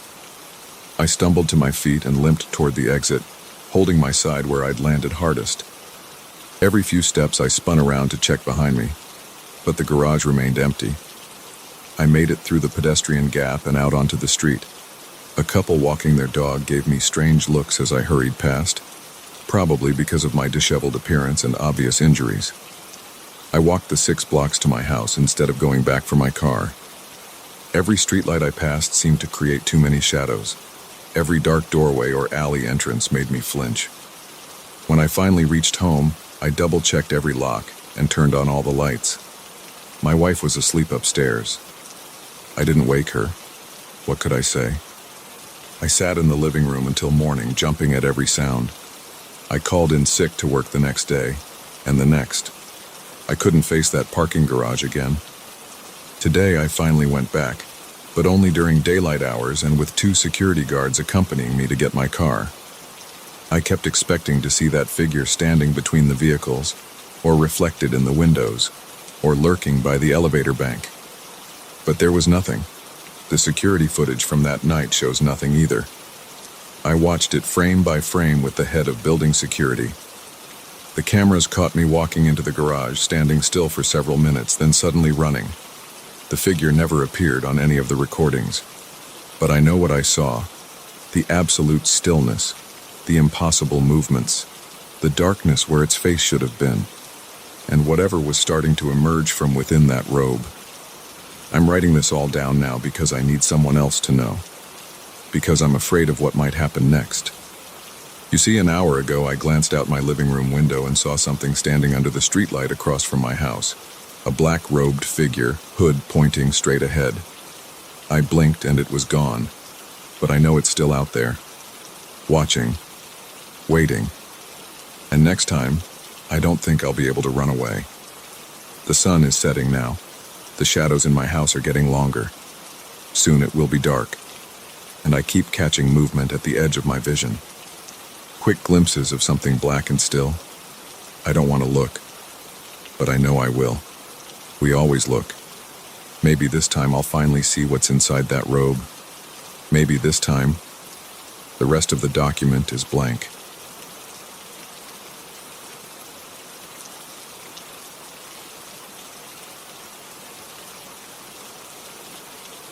The concrete gave way beneath my feet without warning. 1 second I was walking across the factory floor, the next I was falling through darkness. The impact knocked the wind out of me. I lay there gasping, staring up at the jagged hole in the ceiling 15 feet above me. The beam from my flashlight had survived the fall, casting a weak circle on the basement wall. That's when I saw the claw marks. Deep gouges in the concrete, each groove thick as my thumb. They ran in parallel sets of 4, scoring the wall from floor to ceiling. My hand shook as I ran the beam along them. The cuts were clean, like they'd been made by something incredibly sharp and strong. The concrete was industrial grade, meant to last decades. Whatever had done this had torn through it like paper. A drop of water hit my neck and I jumped. The basement smelled of mold and rust and something else. A sharp animal stink that made my nose wrinkle. The air felt thick and stale. I needed to get out of here. Fast. My phone showed no signal, but at least the screen provided extra light. The basement stretched into darkness in both directions. To my right, the beam caught what looked like a doorway. To my left, more claw marks and pipes running along the ceiling. The doorway seemed like my best shot at finding stairs. I started walking, keeping my light trained on the ground to avoid tripping. The floor was littered with debris, broken pipes, chunks of concrete, old machinery parts. My footsteps echoed no matter how carefully I stepped. A low growl stopped me cold. It came from somewhere in the darkness ahead. Deep, guttural, like no animal I'd ever heard. The sound vibrated in my chest. I switched off my flashlight instantly, plunging myself into darkness. My heart pounded so hard I could hear the blood rushing in my ears. Another growl, closer this time. And a scraping sound, like claws dragging across concrete. I backed away slowly, trying to control my breathing. My back hit the wall and I froze. In the dim light filtering down from above, I saw movement. Something massive shifted in the shadows 20 feet ahead. The stink grew stronger, raw meat and wet fur and decay. I could hear it breathing now, heavy, wet breaths that wheezed slightly on the exhale. My flashlight slipped in my sweaty grip. I clutched it tighter, debating whether to risk turning it on. The thing hadn't attacked yet. Maybe it couldn't see me in the dark. A snuffling sound. It was scenting the air. It knew I was here. The scraping got louder as it moved closer. My eyes had adjusted enough to make out a shape. Something on 4 legs, but wrong somehow. Too big. The proportions weren't right. Its shoulder height had to be over 5 feet. I held my breath as it passed through the shaft of light from above. Gray, hairless skin pulled tight over bulging muscles. A long, thin tail that ended in a bony club. The head was the worst part.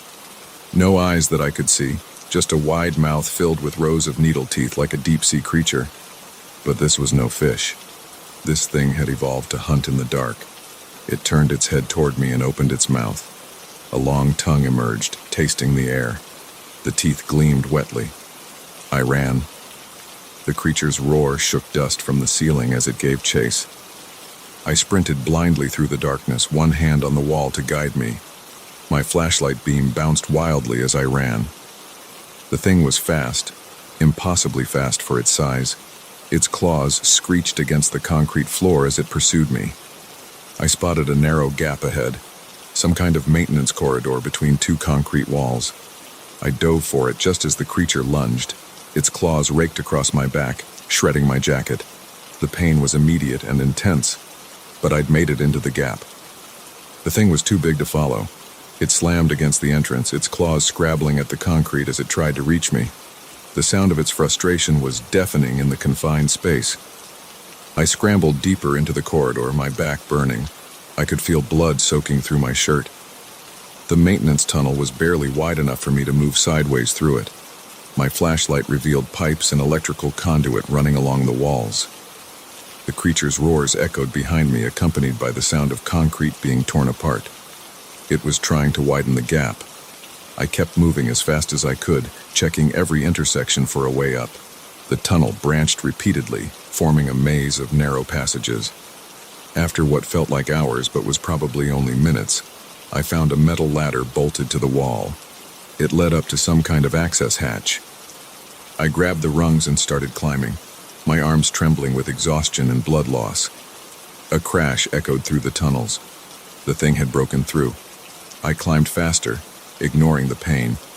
I could hear it coming, moving through the passages far more quickly than should have been possible for something its size. The sound of concrete being pulverized grew closer. The hatch was padlocked. I braced myself on the ladder and kicked it as hard as I could. Once, twice. On the 3rd kick, the rusty lock broke. I shoved the hatch open and pulled myself up into what looked like a storage room.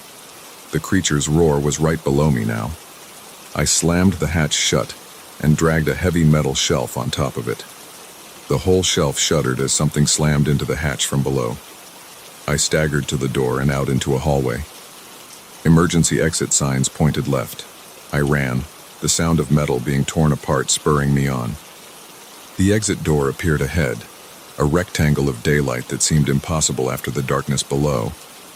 I hit the crash bar and burst out into the parking lot.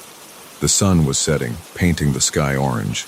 I ran to my car, fumbling with the keys as another roar echoed from inside the building. The engine started on the first try. I floored it out of the lot, gravel spraying behind me. In the rearview mirror, I caught a glimpse of something moving in the shadows of the loading dock before the factory disappeared around a bend. I drove straight to the emergency room. They patched up my back. 4 deep gashes that required dozens of stitches. I told them I'd been attacked by a large animal while hiking. They assumed it was a bear. I never reported what I'd really seen. Who would believe me? But I think about that creature often. About what it is and how long it's been down there. About whether it's alone. The factory was demolished 2 months later. The official reason was structural instability. They filled in all the underground spaces with concrete before they knocked it down. Sometimes I drive past the empty lot at night, and sometimes I swear I can hear something moving beneath the new concrete. Something big, something hungry, something waiting. But that's impossible, isn't it? The claw marks on my back have healed into thick scars. The doctor said they'd never seen animal wounds quite like them. Sometimes they ache when the weather changes, like they're trying to remind me. As if I could ever forget. I don't go into old buildings anymore. I don't like dark places. And I never ever go into basements. Because now I know what can be waiting in the darkness below. I know there are things in this world that shouldn't exist. Things that have evolved in the hidden places, in the spaces we've forgotten. Things with too many teeth and no eyes. Things that hunt by sound and smell. Things that have learned to break through concrete walls to reach their prey. The worst part isn't the memories of what I saw. It's knowing that it's still out there somewhere, that it survived the demolition, that it's probably found new hunting grounds, new dark spaces to inhabit. So if you're exploring an abandoned building and you find claw marks on the walls, don't dismiss them. Don't try to explain them away. And if you hear a deep growl echoing up from below, run. Run as fast as you can, and don't look back. Because if you see what's chasing you, if you get a good look at what made those marks, you'll never be able to forget it. Trust me, I know.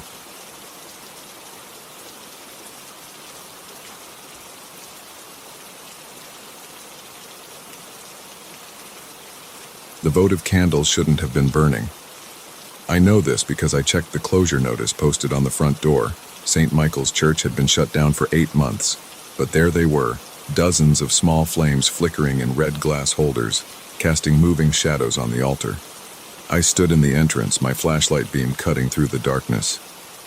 The air smelled stale and dusty, like all abandoned buildings do, but there was something else. A faint trace of incense, the kind they used during Mass. My footsteps echoed on the worn marble floor as I moved forward. I'm a real estate photographer. The diocese hired me to document the building before its scheduled demolition next month. I photographed hundreds of empty buildings, but something felt different here. The temperature dropped at least 10 degrees the moment I stepped inside. I could see my breath. The main aisle stretched ahead, lined with empty wooden pews. Dust covered everything, except for those burning candles. My watch showed 2:47 p.m., but inside it felt like twilight. The stained glass windows were so caked with grime that they barely let any light through. I pulled out my camera and started taking test shots, adjusting the settings for the low light. The click of the shutter seemed too loud in the silence. Through the viewfinder, I noticed some movement in one of the back pews. I lowered the camera.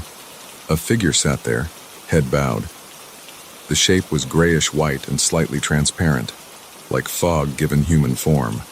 I could see the wood grain of the pew through its body. My hands started shaking. The camera strap slipped from my sweaty fingers, and the sound of it hitting the floor echoed through the church. The figure's head snapped up. It looked like an old woman, but her features kept shifting and blurring, like trying to see someone's face underwater. Her mouth moved in silent prayer.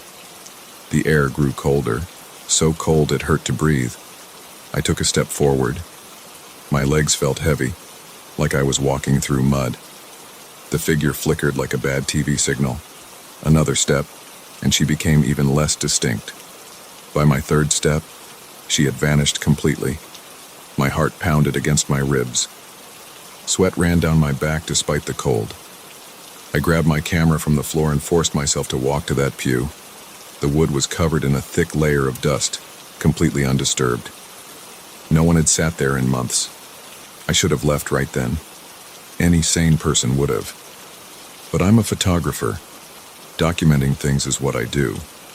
and I knew that if I walked out without investigating, I'd spend the rest of my life wondering what I'd seen.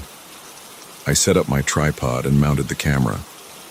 Maybe if I couldn't approach directly, I could at least capture evidence. I positioned myself in the center aisle, about 30 feet from where I'd seen the figure. The viewfinder showed nothing but empty pews. A sound made me freeze. The soft creak of old wood bending under weight. It came from the choir loft above the entrance. I turned slowly, keeping the camera ready. Another figure stood at the railing, this one more solid-looking than the first. A man in priest's robes, his face stern and gaunt. He stared down at me for several seconds, then turned and walked through the wall behind him. My hands shook so badly I almost dropped the camera again. The temperature had dropped even further. I could see ice crystals forming on the pews. The votive candles at the altar flickered wildly, though there was no wind. More creaking sounds came from different parts of the church. Shadows moved at the edges of my vision. When I looked directly at them, they vanished, but I could feel them watching me. The candles went out all at once. Complete darkness fell. My flashlight flickered and died. I fumbled for my phone, but it was dead too. Fear crushed my chest like a vice. A voice whispered right next to my ear, "You shouldn't be here." I ran. I slammed into pews in the darkness, stumbled, got up, kept running. My hip hit something hard, probably the holy water font near the entrance. Pain shot through my leg, but I didn't stop. I burst through the front doors into the afternoon sunlight. My car sat in the empty parking lot, right where I'd left it. I drove away so fast the tires squealed. That night I developed the photos. Most showed exactly what you'd expect, an empty, dusty church. But in one frame, barely visible in the background, a dozen transparent figures knelt in the pews. Their faces were turned toward the altar, mouths moving in silent prayer. I called the diocese the next morning and told them I couldn't complete the job. They were surprisingly understanding. The secretary even seemed to expect it. "You saw them, didn't you?" she asked. "The ones who won't leave?" She explained that 3 other photographers had quit before me. The first demolition crew walked off the job too. Apparently, the congregation had dwindled over the years until only a small group of elderly members remained. When the diocese announced the closure, these last faithful members protested. Some even threatened to chain themselves to the pews. Most of them passed away within months of the closure, the secretary said. But if you ask me, they're still there, still praying, still trying to save their church. I asked about the burning candles. "Nobody's been inside that building in months," she said. "The utilities were cut off. There's no electricity, no gas. Those candles you saw, they couldn't have been burning. But I know what I saw. I have the photographs to prove it. And sometimes, late at night, I can still hear that whispered warning. You shouldn't be here. The demolition has been delayed indefinitely. The official reason is permit issues, but I know better. You can't tear down a church when its congregation refuses to leave, even if that congregation isn't technically alive anymore. I drive past St. Michael's sometimes, always in broad daylight. The building looks dead and empty, with boards over the windows and chains on the doors. But at dusk, if you park across the street and watch carefully, you might see a warm glow through the cracks in those boards. The light flickers like candle flames, and if you listen very carefully, you might hear the faint sound of prayers being whispered by voices that haven't drawn breath in years. I won't go back inside. Some places belong to the dead, and the living need to respect that. But I often think about those figures in the pews, still faithfully attending their services long after their church was closed. There's something both beautiful and terrifying about that kind of devotion, a devotion so strong that not even death could end it. The diocese eventually assigned the job to another photographer. I tried to warn him, but he just laughed it off. Ghost stories, he said. Religious superstition. He quit the next day. Never explained why. The latest I heard, they're considering renovating the church instead of demolishing it. The secretary told me they've had a sudden increase in donations, all anonymous, all in cash. The envelopes appear mysteriously in the diocese office mail. always containing exactly the same amount, $19.54. That was the year St. Michael's was built. I still have the photos I took that day. Most of them stay locked in a drawer, especially that one with the praying figures. But I kept one shot, framed it, and hung it in my office.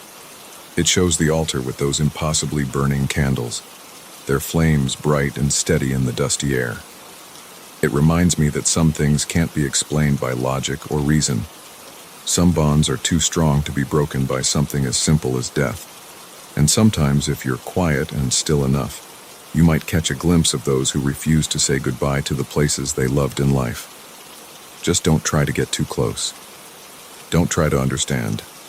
And if you hear a voice telling you that you shouldn't be there, listen to it. The living have their places. The dead have theirs. It's best for everyone if we respect that boundary. But sometimes, in quiet moments, I wonder about those figures in the church. Are they trapped there?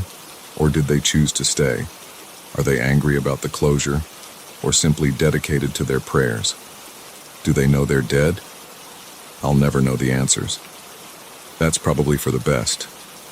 Some mysteries should remain mysteries, and some questions are better left unasked. All I know for certain is this.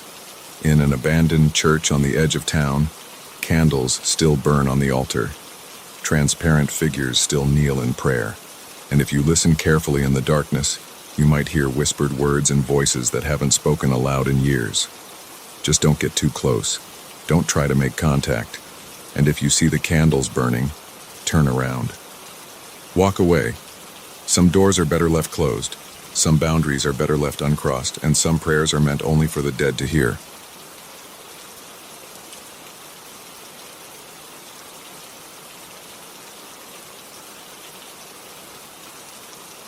The engine light had been blinking for the past 20 miles. I knew I should have filled up back in Preston, but I was trying to make good time getting to Seattle. Now here I was, crawling along Route 12 at 11 p.m., the gas gauge needle buried deep in the red. The darkness pressed against my headlights like a solid wall. My phone showed no service bars. The last road sign I'd passed warned, "Next service is 47 miles." I was about to pull over and wait for morning when I spotted a dim light ahead. As I got closer, I made out the shape of a gas station, if you could call it that. Just two ancient pumps under a sagging metal overhang. The sign read, "Last Stop Gas and Convenience." Most of the letters were burned out. A single fluorescent light flickered over the entrance, drawing moths that cast giant shadows on the cracked concrete. I pulled up to the nearest pump, killing the engine. The sudden silence felt heavy. Through the streaked windows of the store, I could see a few other customers inside. That was good. At least the place was actually open. I got out shivering as the cold mountain air hit me. The door chime rang as I walked in, but nobody looked up. An old man in flannel studied a rack of beef jerky like it was the most fascinating thing he'd ever seen. A woman in scrubs stared intently at her coffee cup. The teenage clerk behind the counter kept his eyes fixed on a newspaper. "Evening," I said. No response. I cleared my throat. "Pump 2, please." The clerk slowly looked up. His face was pale, almost gray. Dark circles ringed his eyes. Without speaking, he pressed some buttons on the register. I slid my credit card and waited for the approval. The fluorescent lights hummed. Someone's coffee cup scraped against the counter. "Thanks," I said. But the clerk was already looking back at his paper. As I turned to leave, I noticed the other customers had shifted slightly away from me, like particles being repelled by a magnet. Back outside, I started pumping gas. The meter ticked up slowly. A branch snapped somewhere in the darkness beyond the lights. I spun around, but saw only trees swaying in the wind. The hair on my neck stood up. The pump clicked off at 47 hours. 23. I got back in my car and turned the key. The engine coughed once, twice, then died. I tried again. Nothing, not even a click. Come on," I muttered, pumping the gas pedal. The engine remained silent. I popped the hood and got out, though I knew next to nothing about cars. Steam hissed from somewhere near the engine block. Even in the dim light, I could see fluid dripping onto the concrete. I went back inside. The clerk didn't look up this time. "Excuse me," I said. "My car won't start." Is there a mechanic around here, or maybe a tow truck?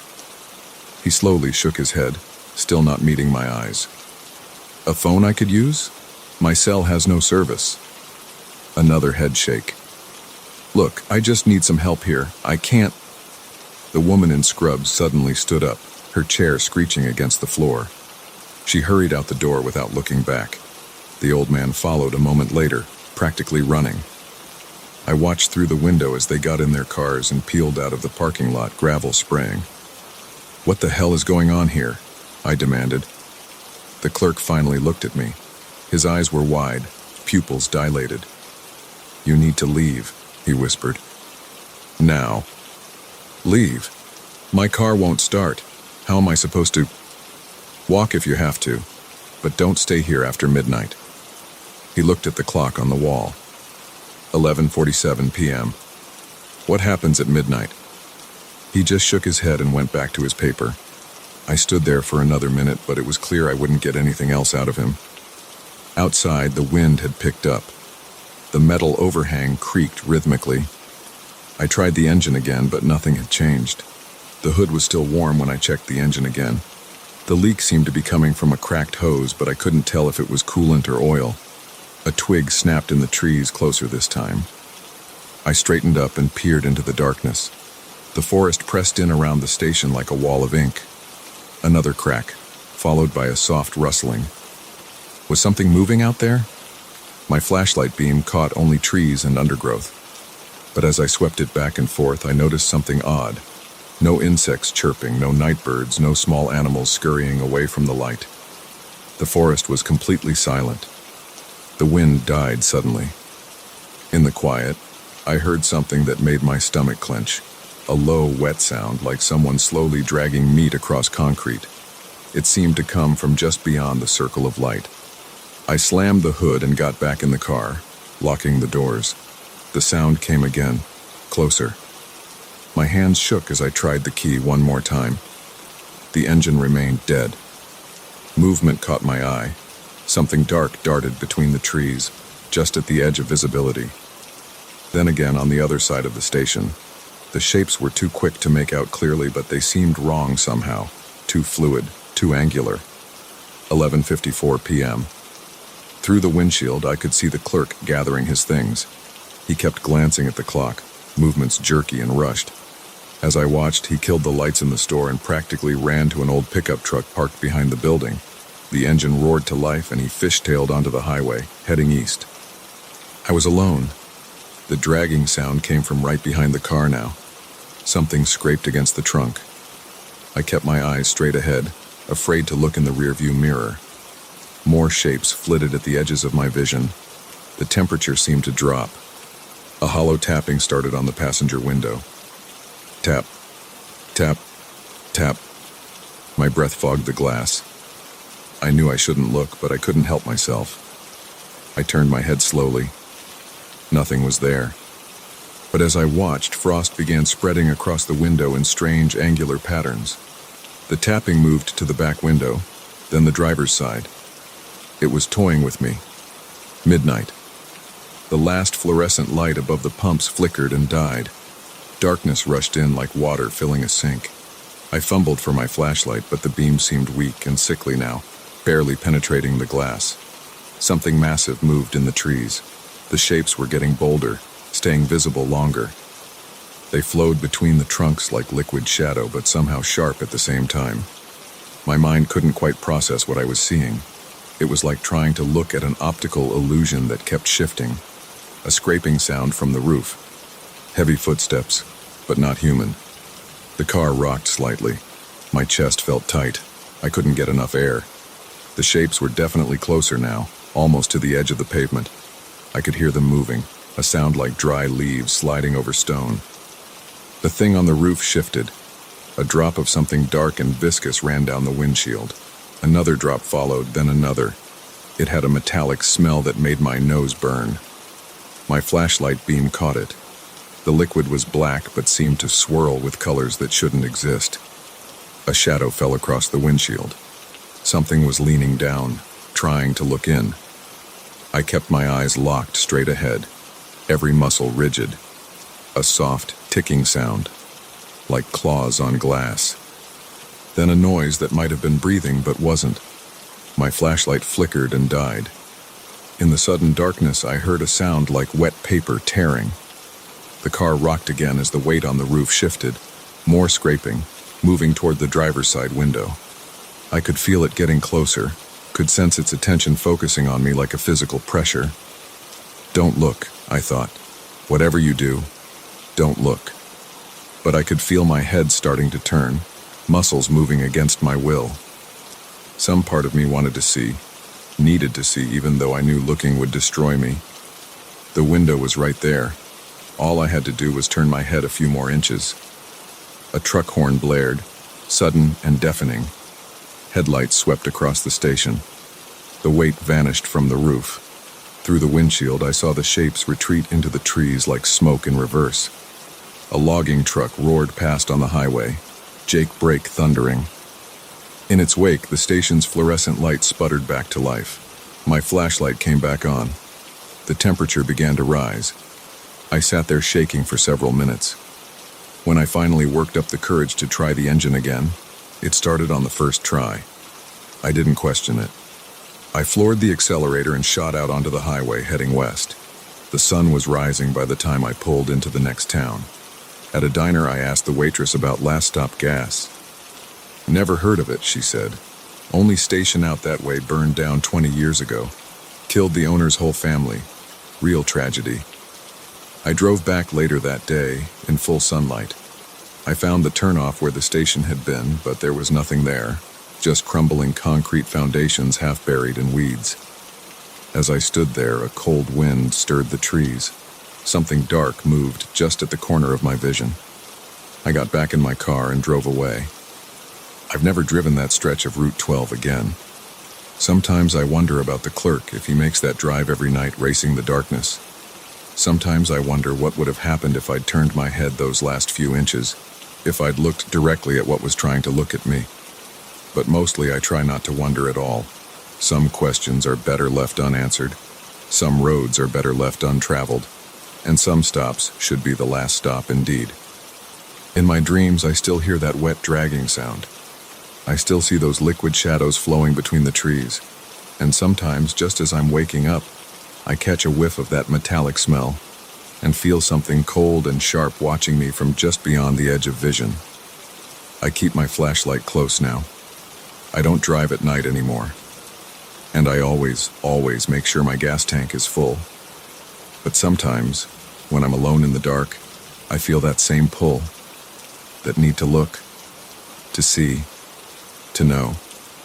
And I wonder if maybe that night at the station something looked back at me after all. Something that followed me home. Something that's still watching, still waiting, for the moment I finally give in and turn my head those last few inches. I think that's the worst part. Not knowing if I'm actually being watched or if the darkness that followed me home is all in my mind. But then I remember what I saw in those woods, what I felt on that terrible night, and I know it doesn't really matter. Some things are real whether we believe in them or not. Some darknesses don't need our permission to exist. So I keep my lights on. I check the locks twice. And I never ever look too long into the shadows at the edge of my vision, because I know now that some things look back, and once they notice you noticing them, they never really go away.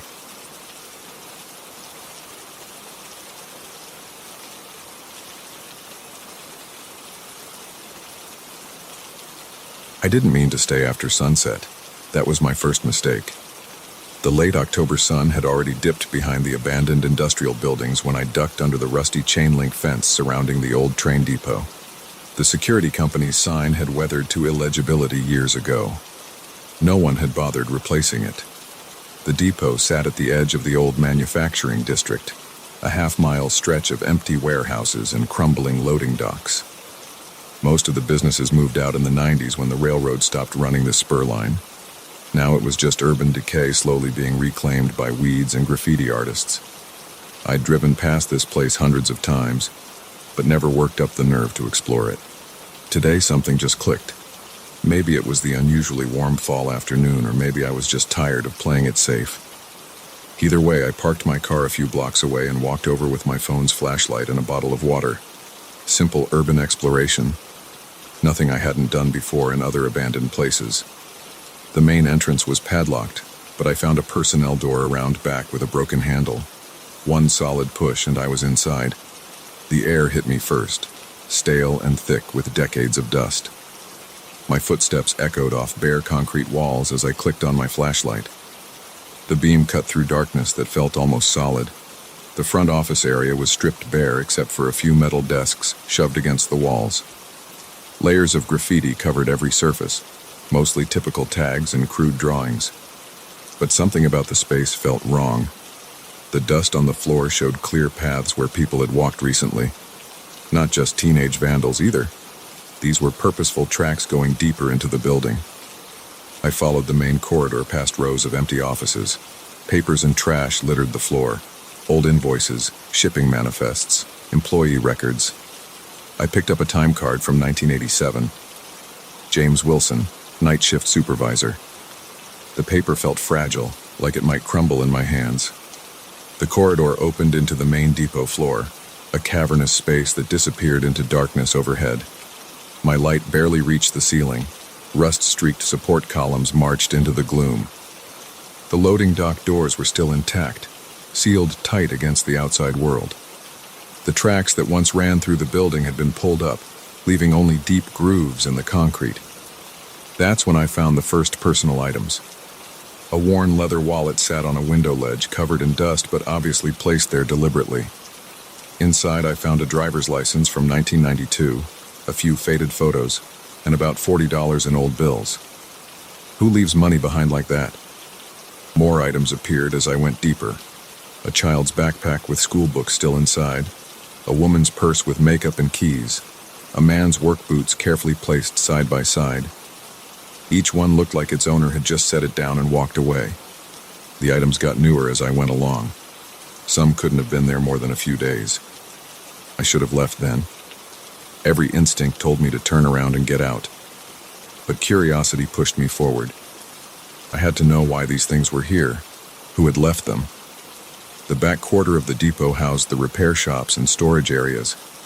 The doors were all closed except one that hung askew on broken hinges. My light showed more footprints in the dust, fresh ones leading inside. They didn't look quite right somehow. Too long, too widely spaced. I told myself they were just distorted by the uneven floor.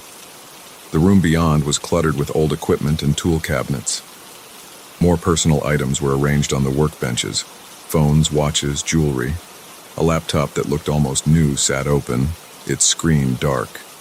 The air felt different here, heavy with an odor I couldn't identify. Something metallic and organic at the same time. A scraping sound came from deeper in the shadows. I swung my light toward it but saw only shelving units and stacked crates. The sound came again, like something being dragged across concrete. My hands started shaking. The light beam wobbled. "Hello?" My voice sounded thin and weak. "Someone there?"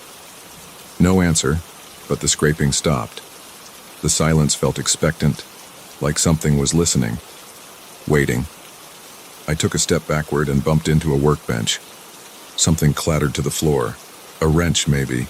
The sound echoed forever. When it finally faded, I heard breathing. Not my own ragged breaths, but something deeper, raspier.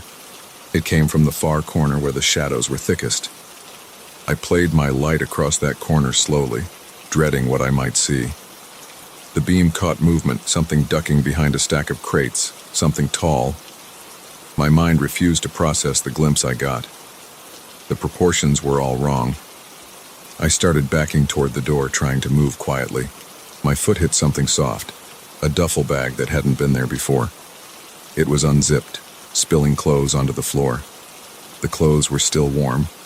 The breathing got louder. More scraping sounds now coming from different directions. They were moving around me in the darkness. I ran. I don't remember making the conscious decision, but suddenly I was sprinting back through the depot. My phone's light bounced crazily off walls and support columns. The beam caught flickers of movement in my peripheral vision. Dark shapes ducking behind pillars, retreating into doorways. The sound of pursuit came from behind. Not footsteps exactly, but a weird scuttling noise that echoed off the high ceiling. I didn't look back. I focused on the exit ahead and ran faster than I've ever run in my life. Something brushed against my arm as I passed a column. The touch was cold and rough, like dried leather. I jerked away and almost fell. The scuttling got closer. I slammed through the broken door and out into twilight. The chain-link fence looked a mile high. I hit it at full speed and started climbing. Metal links bit into my hands. When I reached the top, I finally looked back. Shapes moved in the depot's shadows. Tall, angular forms that didn't move like anything I'd ever seen. One emerged partially into the fading daylight. I saw two long limbs oddly jointed, a head that wasn't shaped quite right. Then I was over the fence and running to my car. I drove home doing 80 the whole way. My hands shook so bad I could barely hold the steering wheel. When I finally pulled into my driveway, I sat there for a long time with the engine running, trying to convince myself I hadn't seen what I thought I saw. That was 3 days ago. I haven't left my house since then. I keep checking the news, but there's nothing about the depot. No missing persons reports that match the IDs I found. No police investigations. Last night I woke up at 3 a.m. Something was scraping against my bedroom window. That same sound I heard in the depot. When I finally worked up the courage to look, I saw fresh scratches in the paint on the windowsill. They're still there this morning. I'm writing this all down because I need someone to know what happened. The scratching is back tonight, coming from multiple windows now. I think they followed me home. I think they've been waiting, watching. The sounds are getting louder, more insistent. They want me to open the windows. They want me to let them in. I'm going to upload this and then shut down my computer. The scratching is at my office door now. The handle is turning slowly. I shouldn't have taken those things from the depot. The wallet, the photos. They're sitting on my desk right now. I understand now why they were left there. They were offerings, payments. The door is opening. I hear the breathing again. That deep, raspy sound. They've come to collect what's theirs. I'm so sorry for disturbing your place. I'm sorry for taking what wasn't mine. Please just make it quick.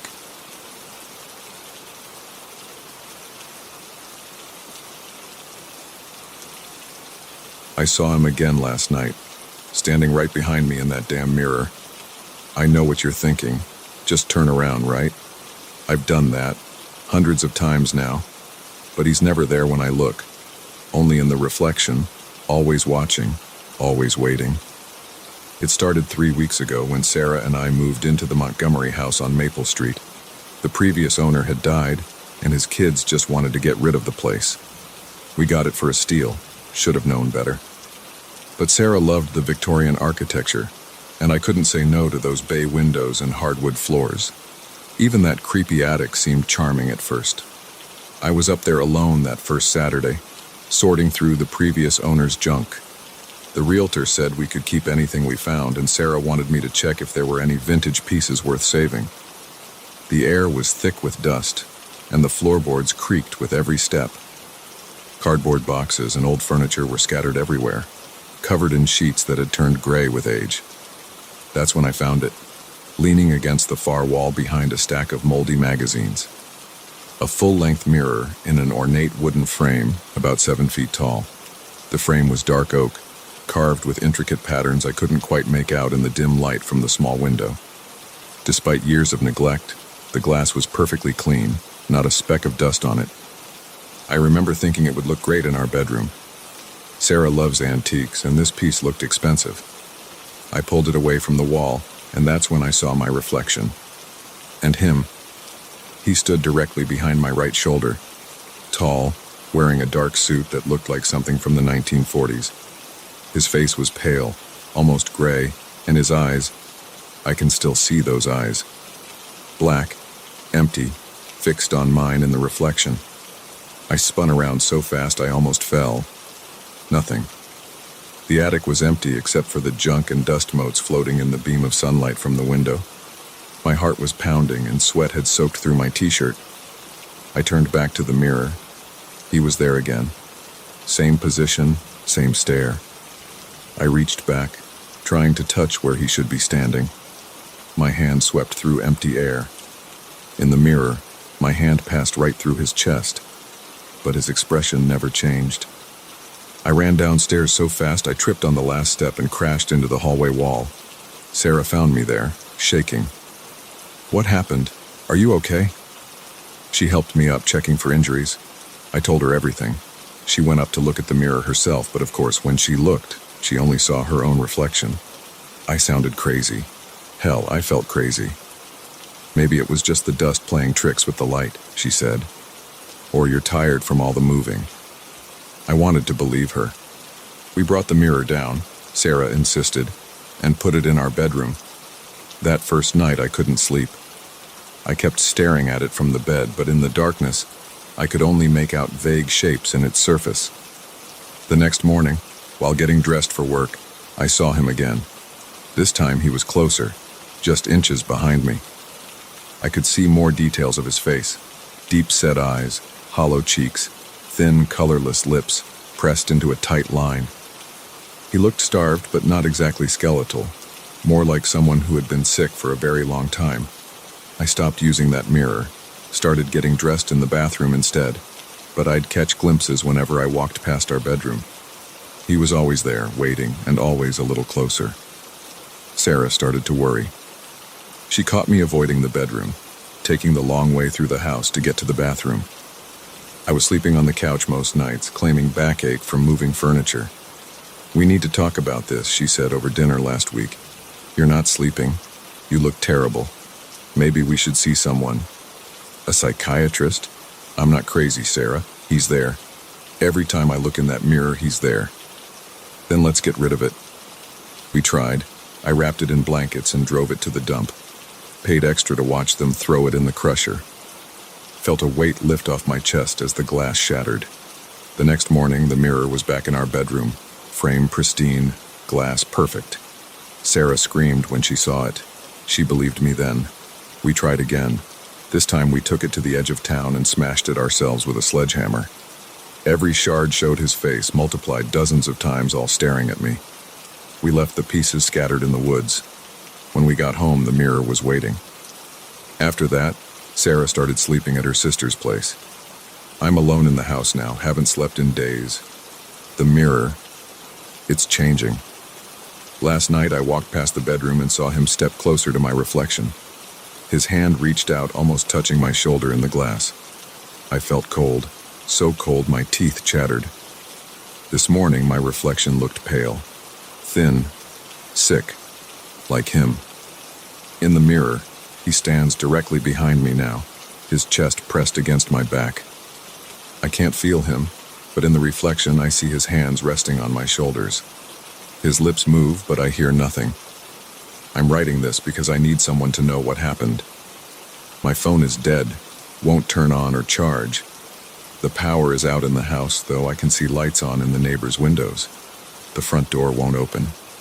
Neither will the windows. The mirror is the only thing that seems to glow in the darkness. I can see him beckoning to me from its surface. My reflection grows fainter every hour. Soon I think I'll disappear completely and he'll step out into my place. If you're reading this, don't come looking for me. But if you happen to buy this house and you find a mirror in the attic, don't look into it. Don't even touch it. Just run. I have to go now. He's calling me. In the mirror, I can finally hear his voice, dry as dead leaves. Your turn to wait.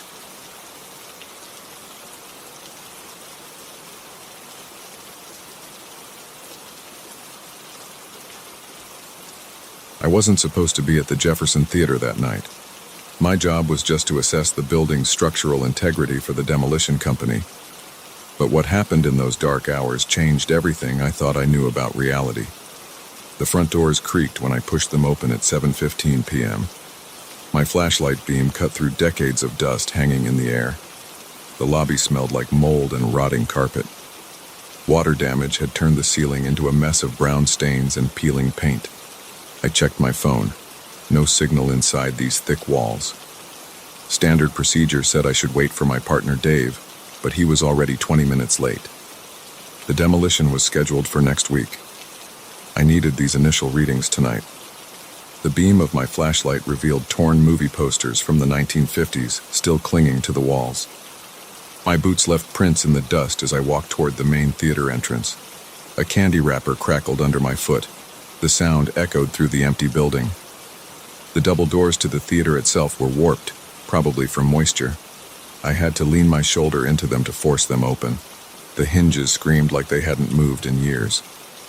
When I stepped through, the musty air got thicker.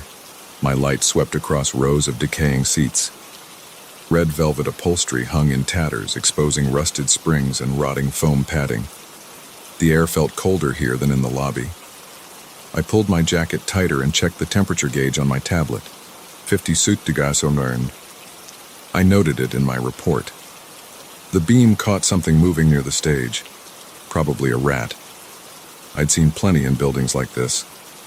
I started down the center aisle, testing each step. The floor felt solid enough, but water damage could hide structural weaknesses. That's when I heard it. Applause. Not recorded or echoing, immediate and alive. It came from the stage area, along with murmuring voices. My flashlight beam jerked up toward the sound. Nothing. Just the empty stage with its tattered curtain. The clapping stopped as suddenly as it had started. My heart pounded against my ribs. Sweat broke out on my forehead despite the cold. Hello? My voice cracked. The word bounced off the walls and came back to me. No response. I should have left. Should have waited for Dave. Instead, I walked closer to the stage. The applause started again, louder this time. Distinct voices muttered and laughed just beyond the curtain. I heard footsteps moving across wooden boards. "This isn't funny," I shouted. "Anyone there?" The sounds continued. My hands shook as I swept the flashlight beam across the stage. The curtain rippled slightly, like someone had just brushed past it. I climbed the side stairs to the stage. They groaned under my weight. At the top, I stood perfectly still, listening. The voices seemed clearer now. I could almost make out words. "Show yourself," I said. My voice sounded thin and weak. The applause grew louder. It seemed to come from the empty seats behind me. I spun around, light beam cutting through darkness. Nothing moved in the theater below. When I turned back, the curtain started closing. Not falling or dropping, sliding smoothly across the stage like it was being pulled by invisible hands. The ancient mechanism shouldn't have even worked anymore. I stumbled backward. My heel caught on something. I fell hard, my flashlight clattering away. It rolled to a stop, beam pointing at the ceiling. Complete silence fell. No applause. No voices. No sound of the curtain moving. Just my own ragged breathing and pulse thundering in my ears. I scrambled for the flashlight. My hands trembled as I grabbed it. When I pointed it at the stage, the curtain was fully closed. It hung perfectly still. My legs felt weak as I stood. The silence pressed against my eardrums.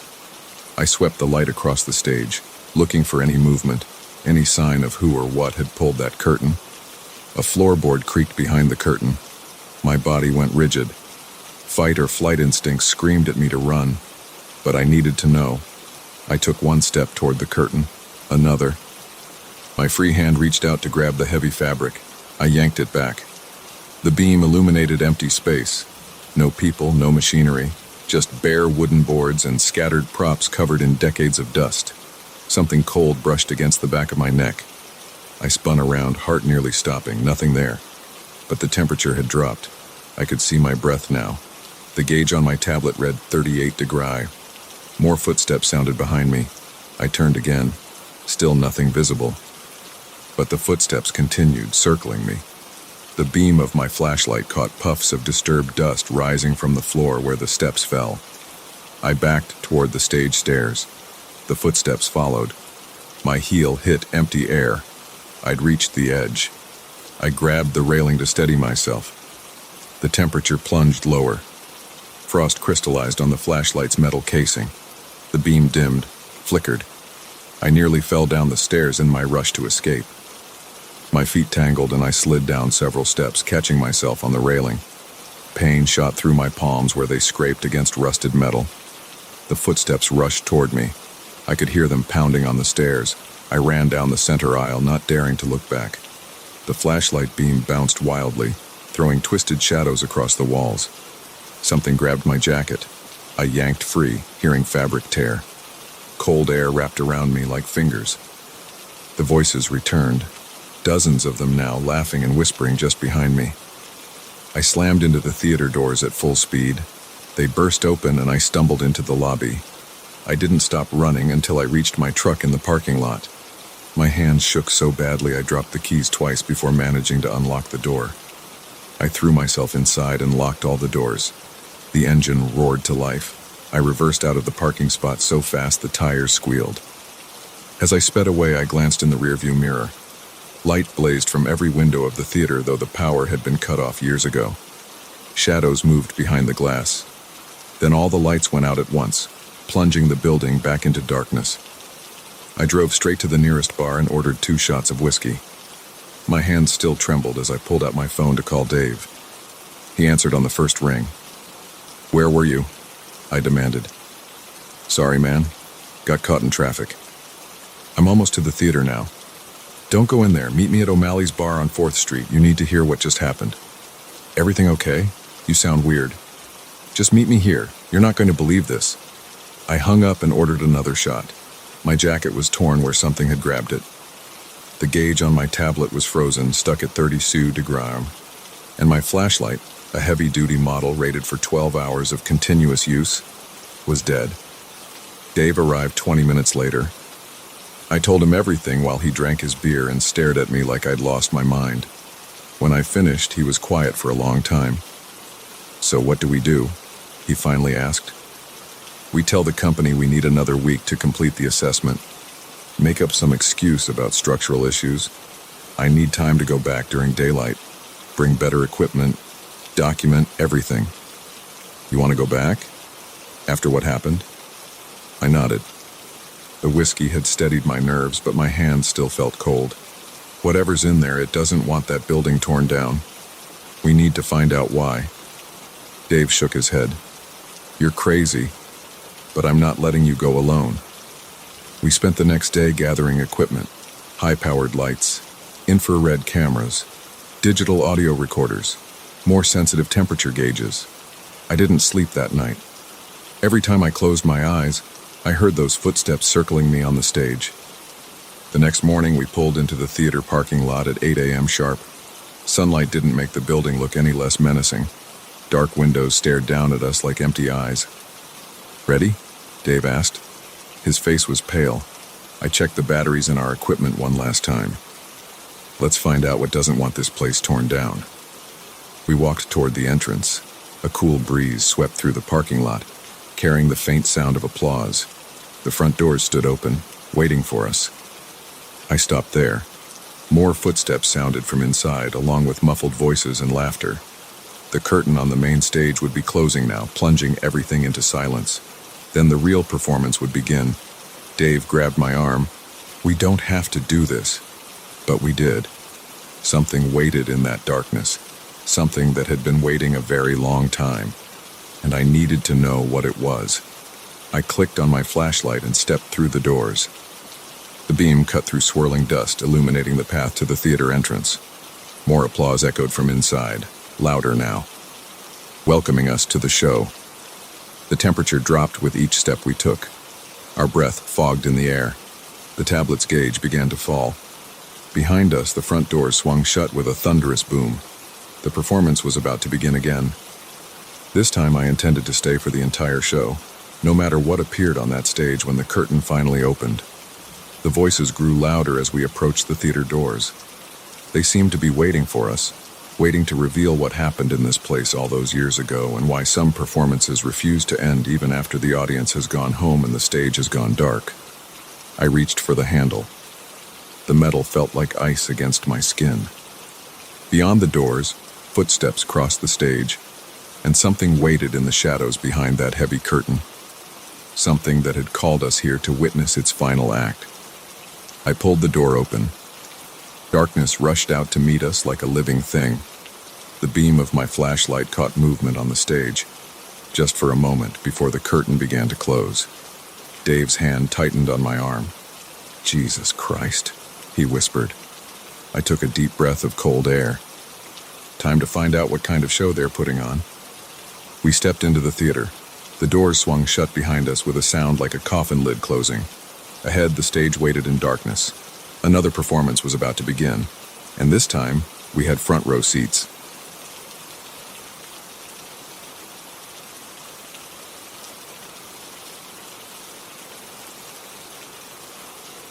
I shouldn't have gone into that house. That's what everyone says after something goes wrong, right? But I really shouldn't have. The local kids called it the Preston house. It sat empty for 15 years after the family disappeared. Not died, disappeared. The police found their cars in the driveway, their clothes in the closets, and their dinner still warm on the table. They just vanished. I'm a real estate photographer. That's what brought me there on that cold October morning. The bank finally seized the property and wanted photos for the listing. Simple job. Get in, shoot the rooms, get out. 3 hours tops. The front door creaked when I pushed it open. Dead leaves had blown into the foyer, crunching under my boots. The air felt thick and stale. Dust particles floated in the beams of sunlight coming through the grimy windows. Standard abandoned house stuff. I pulled out my camera and started with the entryway. Click. The grand staircase. Click. The formal living room with its sheet-covered furniture. Click. My footsteps echoed on the hardwood floors as I moved from room to room. Then I heard it. Tiny footsteps, like a mouse scurrying across a floor. But they came from above me. I froze, listening. Nothing. Must be settling noises. Old houses make weird sounds. The kitchen was huge, with an island bigger than my apartment's bathroom. While I lined up a shot of the industrial stove, the footsteps came again. Tap, tap, tap. Definitely from upstairs, probably squirrels in the attic. I headed up to the second floor. More dust, more sheets, more silence. The master bedroom took up half the floor. Walking in, I noticed a door in the corner, not quite a closet, too small. I opened it. Inside sat a dollhouse, not some plastic Barbie dream house, but a perfect miniature of the Preston house. Every detail matched. The wraparound porch, the dormer windows, even the weather vane on top. It stood about 4 feet tall with tiny furniture visible through the windows. I knelt down to look closer. The craftsmanship was incredible. Each room was an exact copy of the real house, down to the wallpaper patterns. The furniture matched too. I could see the same covered shapes in the dollhouse living room as the full-size one downstairs. Then my blood went cold. In the miniature foyer, I saw tiny leaves scattered across the floor, just like the ones I'd walked through earlier. Tap, tap, tap. The sound came from inside the dollhouse. I pressed my ear against the tiny front wall. More footsteps moving from room to room, following the path I'd just taken. I backed away. This wasn't possible. I needed air. I turned to leave and knocked my camera bag over. As I bent to pick it up, movement caught my eye. Through the dollhouse windows, I saw something small and dark dart past. My hands shook as I grabbed my bag. I had to get out of there. But curiosity gripped me. I had to know what was in that dollhouse. I pulled out my phone and turned on the flashlight. Leaning in close, I peered through the windows. The beam illuminated each tiny room. Empty. Empty. Empty. Wait, there, in the kitchen. A figure about 2 inches tall stood by the miniature island. It looked like a person, but wrong somehow. Too angular. Its head turned toward me. I stumbled backward, hitting the real bedroom wall. The figure disappeared into the dollhouse shadows. More footsteps above me now, coming from the attic. I looked up at the ceiling, then back at the dollhouse. Its tiny attic window was dark. My heart pounded. I needed photos of the 3rd floor to complete the job. But those footsteps... I could leave now, tell the bank I got enough shots. But I knew I'd wonder forever what was up there. I found the attic stairs behind a door in the hallway. They creaked with each step. The attic was one huge room, dusty and dim. Light filtered through cobwebbed windows. Boxes and old furniture created shadows everywhere. The footsteps started again. In the dollhouse 2 floors below. Tap, tap, tap, moving up its tiny stairs. I heard a scratching sound behind me. Spinning around, I saw nothing but shapes in the darkness. The scratching came again, from a different corner. Then another. The sounds circled me. I ran for the stairs. Halfway down, I heard a small thud from the dollhouse. Then another. And another.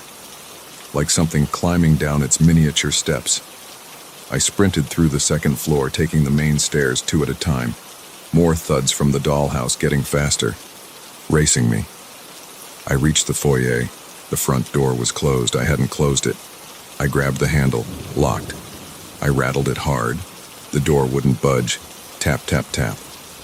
The dollhouse footsteps reached its ground floor. Something moved in my peripheral vision. A shadow darting between the sheet-covered furniture. Another by the stairs. More shadows joined them, closing in. I backed against the door. The shadows crept closer. They were about 2 inches tall. My phone rang, making me jump. I fumbled it out of my pocket. My boss. "Where are those Preston House photos? Bank's waiting." The shadows stopped moving. "I'm still working on them," I said, my voice shaking. "Everything okay? You sound weird." The shadows retreated a few inches. "Yeah, just taking longer than expected. Reception's bad in here. I'll call you back." I ended the call. The shadows surged forward. I kicked the door hard. The lock broke. I bolted outside, ran to my car, and drove away. I didn't stop until I was home. I never sent those photos to the bank, never went back to that house. But sometimes, late at night, I hear tiny footsteps in my walls. Tap, tap, tap, getting closer. The next morning, I checked the news. The Preston house had burned down overnight. Total loss. The fire department found no cause. But I know what happened. They got tired of waiting in that dollhouse. They wanted out. Now they're free. I've started noticing small shadows in my apartment, just glimpses. And yesterday I found something in my closet, a dollhouse, an exact miniature of my building. I'm packing my bags now, moving far away, but I know it won't matter. They'll find me. They always find me. The footsteps are coming from inside the walls again, but they don't sound so tiny anymore. They're getting bigger, closer. They're almost here.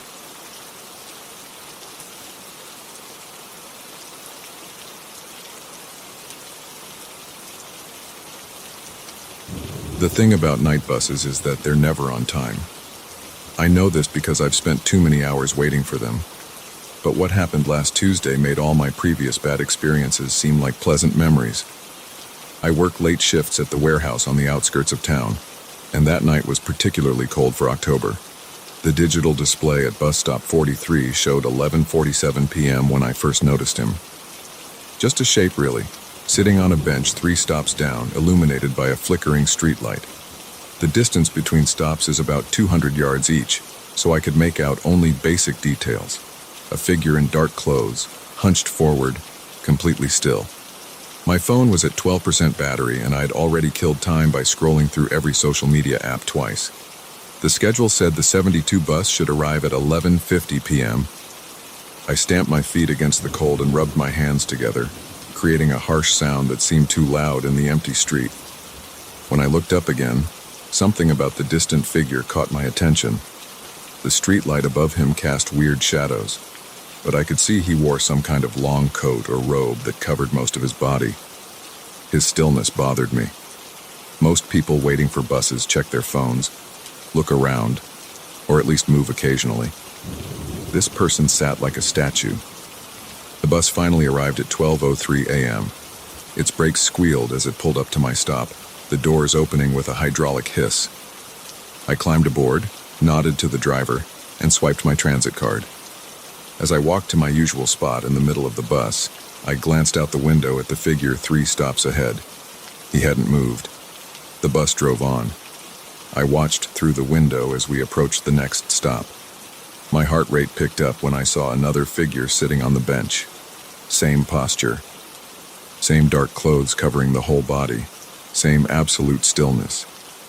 "Hey," I called out to the driver, my voice cracking slightly. "Did you see someone sitting at the last stop?" The driver didn't respond. Maybe he couldn't hear me over the engine noise. We passed the second figure. I pressed my face against the cold window, trying to get a better look. It was impossible to make out any features in the darkness, but the shape and posture were identical to the first one I'd seen. My hands felt clammy. I wiped them on my jeans and took deep breaths, telling myself I was being paranoid. Plenty of people wear dark clothes. Plenty of people sit still while waiting for buses. But when we approached the third stop, I knew what I'd see before we got there. Another figure, same position, same clothes. This time I got up and walked to the front of the bus. "Excuse me," I said louder. "Are you seeing this? The person at each stop?" The driver kept his eyes on the road. The radio played soft static. I wasn't even sure if he'd heard me. I sat back down, my legs shaking slightly. We were getting closer to my stop, number 47. 4 more to go. I pulled out my phone to call my girlfriend, but the battery had died. The next stop was empty. I let out a breath I hadn't realized I'd been holding.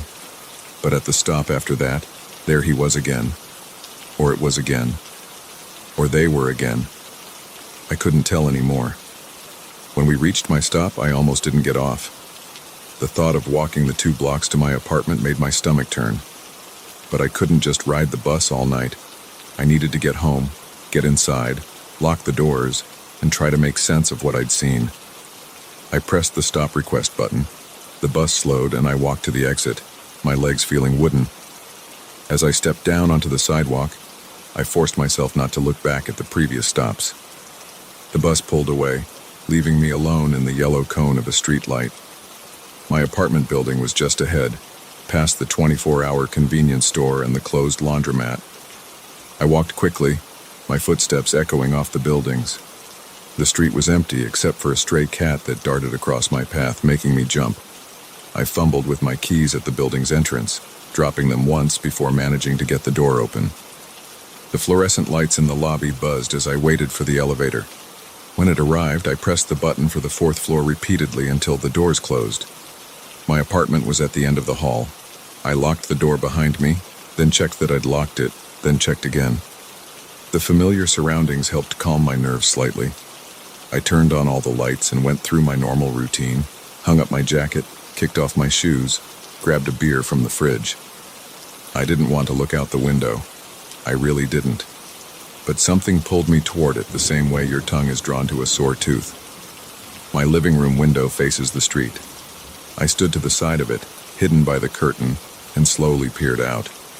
At first I saw nothing unusual, just the empty street, the closed shops, the streetlights casting pools of yellow light on the sidewalk. Then I noticed movement near the bus stop, where I'd gotten off. A figure stepped into the light. Dark clothes that covered everything except the face. But I couldn't see a face. Where a face should have been, there was only shadow. It turned toward my building, toward my window.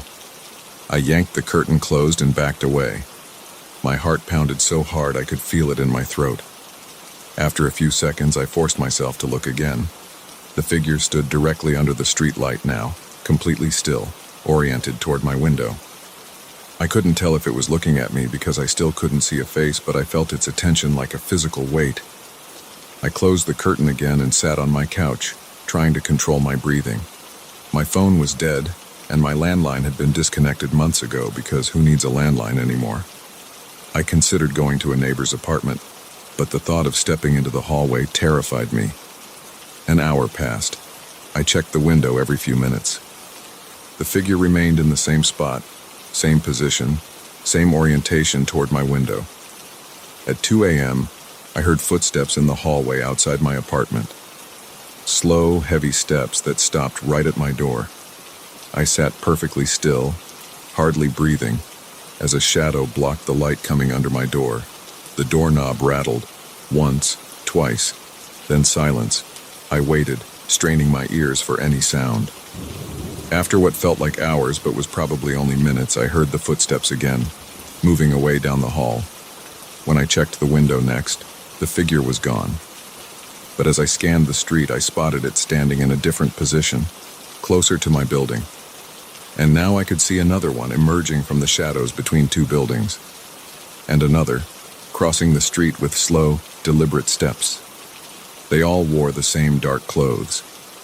They all moved with the same unnatural stillness, and they were all oriented toward my window.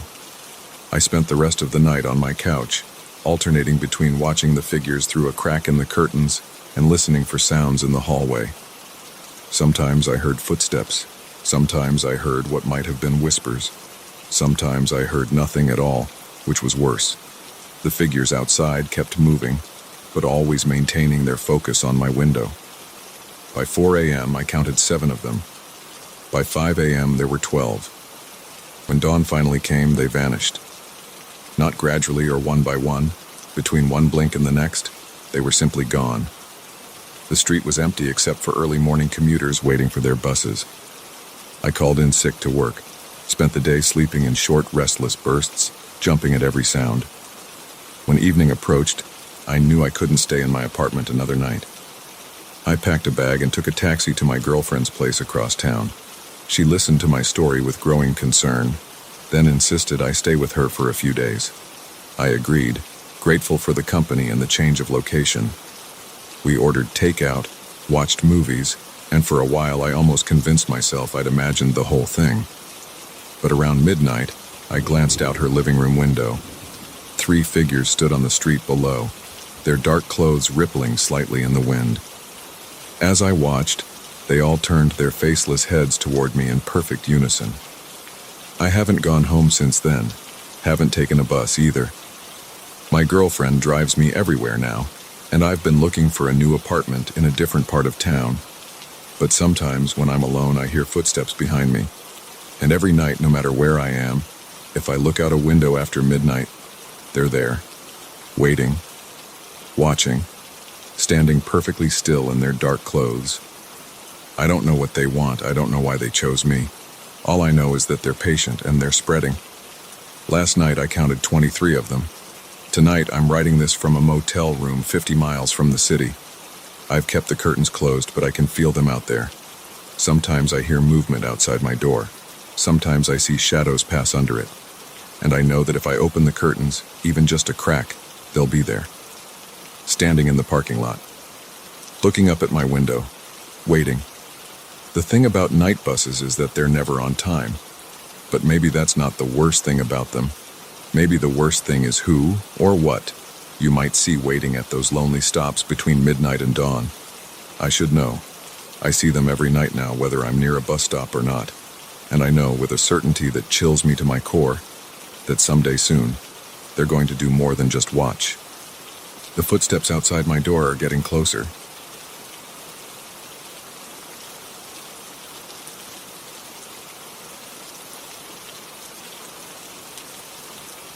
My hands are still shaking as I type this. I need to write down what happened 3 nights ago at Blackwood State Forest. Maybe someone will find this and make sense of it. Maybe someone will tell me I'm not crazy. I smelled the smoke before I opened my eyes. The campfire had died down to embers, barely giving off any heat in the cold October air. My watch showed 2:47 a.m. The nylon walls of my tent rippled in the breeze. Everything was quiet except for the occasional crack of a branch in the darkness. Then I heard it, a voice, clear as day, coming from somewhere in the trees. Hello? Is anyone there? I sat up, fully awake now. The voice was male, probably middle-aged, with a slight tremor that made it sound uncertain. It came again, this time from a different direction. Can somebody help me? I'm lost. I grabbed my flashlight and unzipped the tent. The beam cut through the darkness, illuminating patches of underbrush and tree trunks. Nothing moved. No signs of another person. Hello? I called back. Where are you? Silence. Just the wind in the branches. I pulled on my boots and jacket, clicked on my headlamp, and stepped out of the tent. The ground was damp under my feet, covered in a thick carpet of fallen leaves. The voice came again, farther away this time. Please. I can't find my way back. I hesitated. Every horror movie I'd ever seen told me to stay put. But what if someone really was lost out there? The temperature was dropping fast. A person could die of exposure on a night like this. "Keep talking," I shouted. "I'm coming to help." I grabbed my backpack with some basic supplies: water, protein bars, first aid kit, spare batteries. The beam of my headlamp swung back and forth as I walked toward where I'd last heard the voice. The trees seemed to press in closer, their branches reaching overhead like gnarled fingers. "Hello?"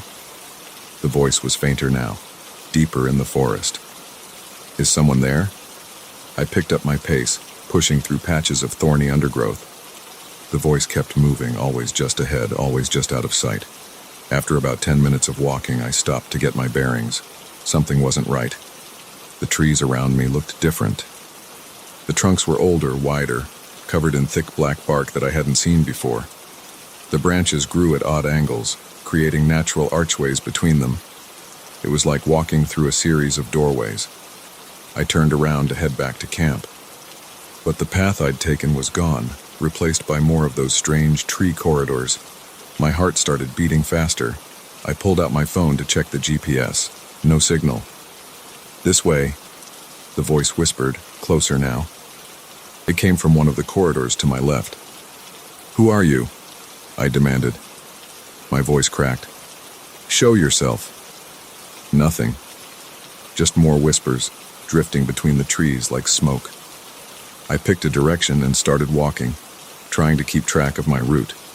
Left turn, right turn, straight ahead through a gap between two massive oaks. The corridors seemed to go on forever, twisting and branching like some kind of maze. After 20 minutes, I saw something familiar, the same two oaks I'd passed earlier, their branches still forming that distinctive archway. That was impossible. I'd been walking in a straight line. My hands were sweating now. I wiped them on my jeans and checked my watch. 3:22 a.m. The temperature had dropped even further. My breath came out in white clouds. Getting closer. The voice echoed from somewhere ahead. It sounded different now, less human, more like branches scraping together in the wind. I tried another direction. Right turn, left turn, straight ahead. The corridors kept shifting, the trees bending and swaying even though there was no wind. My headlamp beam caught flickers of movement in the corners of my vision, but every time I turned to look, there was nothing there. The ground sloped downward. The leaf litter grew deeper, making each step uncertain. I stumbled and caught myself against a tree trunk. The bark felt wrong under my fingers, too soft, almost like skin. I jerked my hand away and kept moving. The voice was all around me now, coming from every direction at once. Sometimes it sounded like my own voice, sometimes like a stranger's, sometimes like nothing human at all. 3:45 a.m., back at the two oaks again. My heart was pounding so hard I could barely breathe. The corridors seemed to pulse with their own rhythm, the branches overhead weaving tighter together until barely any moonlight filtered through. I started running. The beam of my headlamp bounced wildly as I crashed through the maze of trees. Left, right, straight ahead, right again. The voice laughed, the sound echoing off the trunks like it was coming from inside them. My foot caught on an exposed root, and I went down hard. The flashlight flew from my hand and shattered against a rock. The forest plunged into darkness except for my failing headlamp. I lay there in the leaves, gasping for breath. When I rolled over, I saw them, faces in the bark of the trees, dozens of them, twisted and distorted, their mouths moving in silent screams. I scrambled backward until I hit another trunk. More faces. They were everywhere. "Welcome home," the voice whispered, right next to my ear. I ran until my lungs burned and my legs gave out. I ran without direction or purpose, just trying to get away from those faces, from that voice, from whatever this place had become. 4:12 a.m., the two oaks again. I collapsed against a trunk, not caring about the faces anymore. My headlamp flickered and died. The darkness pressed in like a physical weight. Time became meaningless. I wandered through the corridors in total darkness, trailing my hands along the bark to guide myself. Sometimes I felt the faces shift and move under my fingers. Sometimes I heard whispers in languages I didn't understand. Sometimes I heard my own voice calling for help from far away. The sky began to lighten. Dawn was coming. The first gray light filtered through the branches, revealing the maze of corridors stretching endlessly in every direction. The faces were gone from the bark, but I could still feel them watching. I sat down and waited for full daylight. The voice had stopped. The trees stood motionless, their branches no longer weaving together overhead. They looked normal again, just trees in a forest. My watch read 6:35 a.m. when I heard new voices, human voices, calling my name. Search and rescue. They found me sitting under those 2 oak trees less than 50 yards from my campsite. I'd been walking in circles all night, they said. It happens to people sometimes in the dark. The mind plays tricks. They helped me pack up my tent. They gave me water and checked me for injuries. They were kind and professional and didn't comment on my wild eyes or trembling hands. They explained about spatial disorientation, about how easy it is to get turned around in the woods at night. I nodded and thanked them and promised to be more careful next time. I didn't tell them about the voice or the faces in the trees or the corridors that kept leading back to the same place. They wouldn't have believed me anyway. But I know what I experienced. I know what I saw and heard and felt. And I know that something in those woods was trying to keep me there. Something that's still waiting, still whispering, still calling people deeper into its maze of living corridors. I'm writing this from my apartment in the city, as far from any forest as I can get. But every night I dream about those twisted trees. I dream about the faces in the bark. And sometimes when it's very quiet, I hear that voice again. Come back. You're getting closer. I wake up in a cold sweat, checking the walls for faces, listening for whispers in the dark. And I know, deep in my bones, that whatever I encountered in those woods is still there, still waiting, still calling people into its endless maze of trees. The search and rescue team filed their report. They marked it as a simple case of a hiker getting disoriented at night. Nothing unusual. Nothing supernatural. Just another person who wandered off trail and needed help finding their way back. But they didn't see what I saw. They didn't hear what I heard. They don't wake up every night at 2:47 a.m., heart racing, certain that something followed them home from those woods. I've researched the history of Blackwood State Forest since that night. There are other stories. Hikers who disappeared and were found days later with no memory of where they'd been. Campers who reported hearing voices in the trees. Search parties who got turned around and ended up back where they started no matter which direction they walked. The local indigenous peoples called it the wandering place. They said the trees there had a hunger for human souls. They said once the forest chose you, it would never let you go completely. Their legends warn about voices in the darkness, about paths that lead nowhere, about faces watching from the bark of ancient trees. I believe them now. I believe every word. I haven't been camping since that night. I avoid parks and wooded areas. I take the long way around if my route would take me past a dense stand of trees. Some might call it paranoia. I call it survival. Because I know the truth now. I know what lurks in the darkness between the trees. I know about the maze that exists just out of sight, waiting for people to wander in.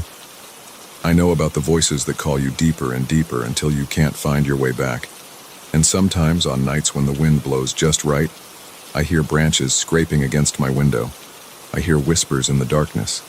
I hear that voice, still calling, still trying to lead me back to those 2 oak trees in the endless corridors beyond.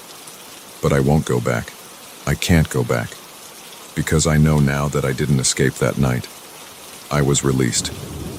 And next time, the forest won't let me go so easily. So I stay in the city, surrounded by concrete and steel.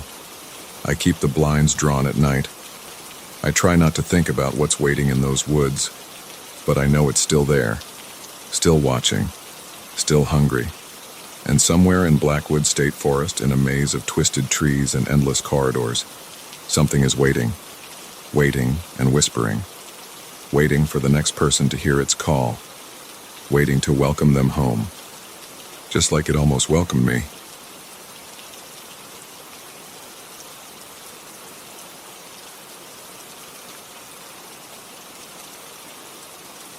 The figure on the bridge shouldn't have been there at 3:47 a.m. That's my first clear thought when I remember what happened.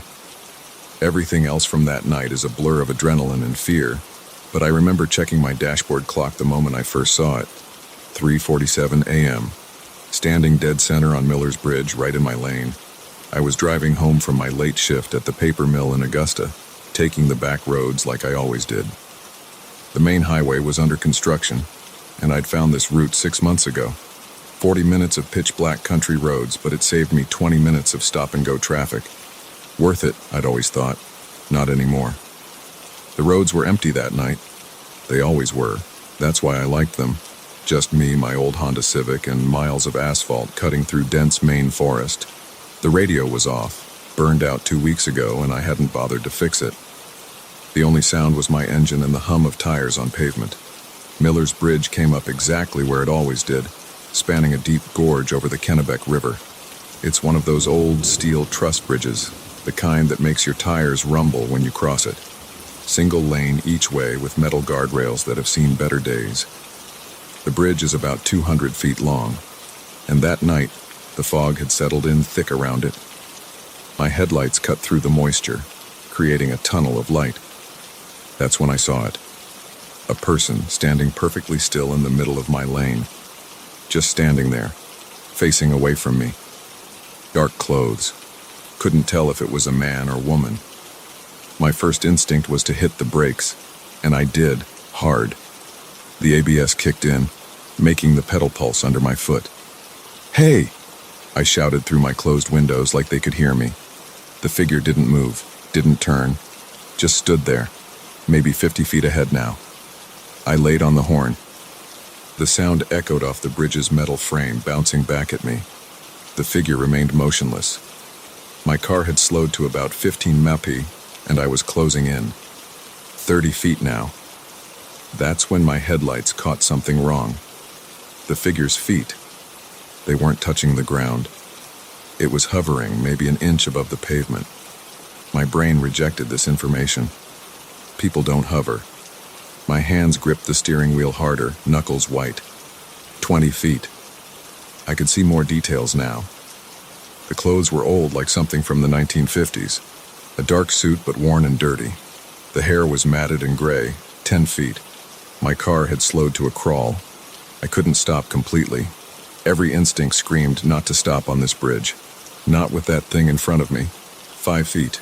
I had to steer around it. There was enough room, barely. I turned the wheel slightly left, giving the figure a wide berth. As I passed, the air in my car went cold. Not gradually, but instantly. Like someone had dumped a bucket of ice water over me. My breath came out in visible puffs. The figure disappeared. Not like a person stepping aside or running away. It simply ceased to exist between one blink and the next. I hit the gas, wanting to get off this bridge as fast as possible. My hands were shaking on the steering wheel. That's when I made my mistake. I looked in the rearview mirror. The figure was in my back seat. I screamed. My foot slammed the gas pedal to the floor. The car lurched forward, engine whining. In the mirror, I could see its face now. Gray skin pulled tight over bones. Black holes where eyes should be. Its mouth was open in a silent scream, showing teeth that were too long, too sharp. I didn't dare look directly behind me. Kept my eyes on the road, hands locked on the wheel, speeding through the fog. The temperature dropped lower. Ice crystals formed on my windshield. My teeth chattered uncontrollably. The presence behind me felt heavy, like gravity had increased tenfold. The back of my neck tingled. Every hair on my body stood on end. I could hear breathing that wasn't mine. Wet, ragged breaths that seemed to come from everywhere and nowhere. I pushed my Honda to 90, then 100 mph. The engine protested, but I didn't care. The road ahead was a blur. Trees whipped past in my peripheral vision. All I could think was, get home, get home, get home. A hand touched my shoulder. Cold penetrated through my jacket, through my skin, straight to the bone. I jerked away, the car swerving. The guardrail appeared in my headlights, too close. I yanked the wheel back, overcorrected. The back end fishtailed. The breathing got louder. Something grabbed the back of my seat. I felt fingers, too long, too thin, brush against my neck. The car's electrical system went haywire. Headlights flickering, dashboard lights blinking randomly. The engine sputtered. No, no, no. I pounded the steering wheel. The engine caught again, but the car was moving slower now. 80 mph, 70, 60. Like something was dragging behind us, creating resistance. The thing in my back seat moved. In my mirror, I saw its face getting closer to mine. Those black eye sockets fixed on my reflection. Its mouth opened wider, impossibly wide. The jaw distended like a snake's. The teeth, God, the teeth. There were rows of them, like a shark's. I didn't think. I slammed on the brakes and yanked the emergency brake at the same time. The car went into a spin. The world outside became a carousel of trees and fog. I felt the back end lift off the ground. We were going to roll. Then everything stopped. The car settled back on all four wheels, facing the wrong direction on the empty road. The engine died. Silence fell. I sat there, hands still death-gripping the wheel, breathing hard. Cold sweat ran down my face. Slowly, carefully, I looked in the rearview mirror. The back seat was empty. My hands wouldn't stop shaking as I tried to start the car. The engine turned over on the third try. I did a 3-point turn and drove the rest of the way home at exactly 35 mph, jumping at every shadow. I called in sick the next day, and the next. When I finally went back to work, I took the highway. An extra 20 minutes of traffic was nothing compared to what waited on those back roads. But here's the thing. Here's why I'm writing this down. Last night I was getting ready for bed, brushing my teeth, going through my normal routine. I looked up at the bathroom mirror to check for toothpaste on my face. There was something behind me. Just for a second. A dark suit, gray skin, black holes for eyes. I'm writing this at a truck stop diner off I-95. I've been here for 6 hours drinking coffee that tastes like battery acid. The sun is up now. I'm safe in the daylight, surrounded by truckers and travelers, but night is coming. And I can't stop looking in mirrors. The thing is, I know what people will say. Sleep deprivation, stress, mind playing tricks. That's what I would have said before that night on the bridge. But I know what I saw, what I felt, the cold, the breathing, those teeth. I've started covering all the mirrors in my house, putting sheets over them before sunset. But sometimes late at night I catch reflections in windows, in the screen of my TV when it's turned off, in the chrome coffee pot in my kitchen. Always just for a second. Always just a glimpse. A dark suit, gray skin, those empty, hungry eyes. It's following me, waiting. And sooner or later the glimpses will last longer than a second. Sooner or later, I'll feel that cold hand on my shoulder again. Hear that wet breathing behind me. I know how this ends. You don't escape things like this. Not really, they're patient, they have all the time in the world, but I'll keep running anyway. Keep covering mirrors, keep sleeping with the lights on, keep looking over my shoulder. And if you're driving late at night and you see someone standing on a bridge, don't slow down, don't look in your mirror, just drive.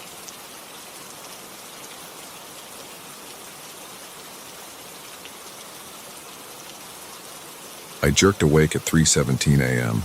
The digital clock's red numbers were the only light in the unfamiliar bedroom. My heart was pounding, but I didn't know why. The bare walls and stacked moving boxes reminded me where I was. My first night in the new rental house on Cedar Street. A car passed outside, its headlights sweeping across the ceiling. The sound of the engine faded, leaving only silence. Complete silence. No creaks of an old house settling. No hum of the refrigerator. No wind in the trees. Just dead quiet. I sat up in bed, sheets clinging to my sweaty skin. The silence felt wrong. Houses always make some noise, especially old ones like this. But there was nothing. I reached for my phone on the cardboard box serving as a nightstand. The screen showed no notifications, just the time, 3:18 a.m. My throat was dry. I needed water. The wooden floor was cold under my bare feet as I walked to the bedroom door. The hallway stretched out in darkness. I hadn't installed any nightlights yet. I kept one hand on the wall, feeling my way toward the stairs. The first step creaked under my weight. I froze. In the silence, the sound seemed to echo through the empty house. I counted each step as I descended. 1, 2, 3. The handrail was smooth beneath my palm. When I reached the bottom, I stood still, letting my eyes adjust to the darkness. The kitchen was at the back of the house. Moonlight filtered through the window over the sink, casting weak shadows. I found a glass in one of the boxes marked kitchen and filled it from the tap. The water tasted metallic. I made a mental note to buy a filter tomorrow. That's when I heard it. A soft thud from upstairs, like someone setting down a heavy book. I stopped breathing. The glass slipped from my fingers and shattered in the sink. "Hello?" My voice came out as a whisper. No response. I grabbed a knife from the drawer. The handle was slick with sweat as I crept toward the stairs. Each step took forever. At the top, I paused again, straining to hear anything. The silence had returned. I checked every room. The spare bedroom, empty except for boxes. The bathroom, shower curtain drawn back, nothing behind it. My bedroom, bed unmade but untouched. Everything was exactly as I'd left it. I didn't sleep the rest of that night. I sat on my bed with my back against the wall, knife in hand, watching the sun slowly rise through the window. The next day at work, I could barely keep my eyes open. My coworkers noticed. "Rough night, James?" Sarah from accounting asked when I got my third cup of coffee before noon. "Just getting used to the new place," I said. I didn't mention the noise or the knife I'd slept with. That evening, I installed nightlights in every hallway and bedroom. I checked all the windows and doors twice before going to bed. I even looked in all the closets, feeling stupid but unable to stop myself. Everything was normal. I fell asleep watching Netflix on my laptop. The sound of footsteps woke me. Clear, distinct footsteps on the wooden floor above my head. But I was on the second floor. There was only an attic up there. I lay perfectly still, eyes wide in the dark. The steps moved slowly across the ceiling, heel to toe, heel to toe. They reached the far wall and stopped. Then they started back. My whole body was rigid. I couldn't move, couldn't breathe. The footsteps reached the middle of the ceiling and stopped again. A loud crash from downstairs broke the spell. I bolted upright, grabbing the knife from under my pillow. More sounds followed, the distinct noise of something being dragged across the floor. My hands shook as I dialed 911. The operator's voice was calm, professional. "Police are on their way. Stay on the line with me. Are you in a safe place?" "I'm in my bedroom," I whispered. "Second floor. Someone's in my house. Can you lock your door?" I got up slowly, trying to avoid making the floorboards creak. 3 steps to the door. The dragging sound continued downstairs. My fingers fumbled with the lock. Red and blue lights flashed through my window. I heard car doors slam, then heavy boots on the front porch. "Police! Open up!" The dragging stopped. When the officers cleared the house, they found nothing. No broken windows, no forced doors. But in the living room, every piece of furniture had been moved to the center of the room, stacked in a precise pyramid. Could someone have gotten in earlier, hidden until night? One officer asked. I shook my head. I checked everything before bed, twice. They took my statement and promised to increase patrols in the area. After they left, I stood in the living room staring at the furniture pyramid. My couch was on top, balanced perfectly on my dining room chairs. It took me an hour to put everything back. I checked my phone, 5:43 a.m. No point trying to sleep now. I made coffee and sat at the kitchen table, jumping at every small sound. The next few days were quiet. Too quiet. I started leaving the TV on for background noise. The silence felt like it was waiting for something. Friday night, I came home late from work. The front door stuck slightly as I opened it. Unusual, since it had been fine that morning. Inside, all the lights were off. I was sure I'd left the living room lamp on. The light switch didn't work. I used my phone's flashlight to check the breaker box in the basement. All the switches were in the correct position, but no power. I called the electric company. "No outages reported in your area, sir.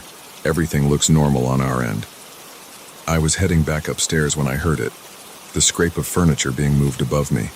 I swept my phone's light across the basement ceiling. The dragging stopped. My heart pounding, I ran up the stairs and threw open the door to the first floor. The furniture was exactly where I'd left it, but something was different. I looked around slowly, trying to identify what had changed.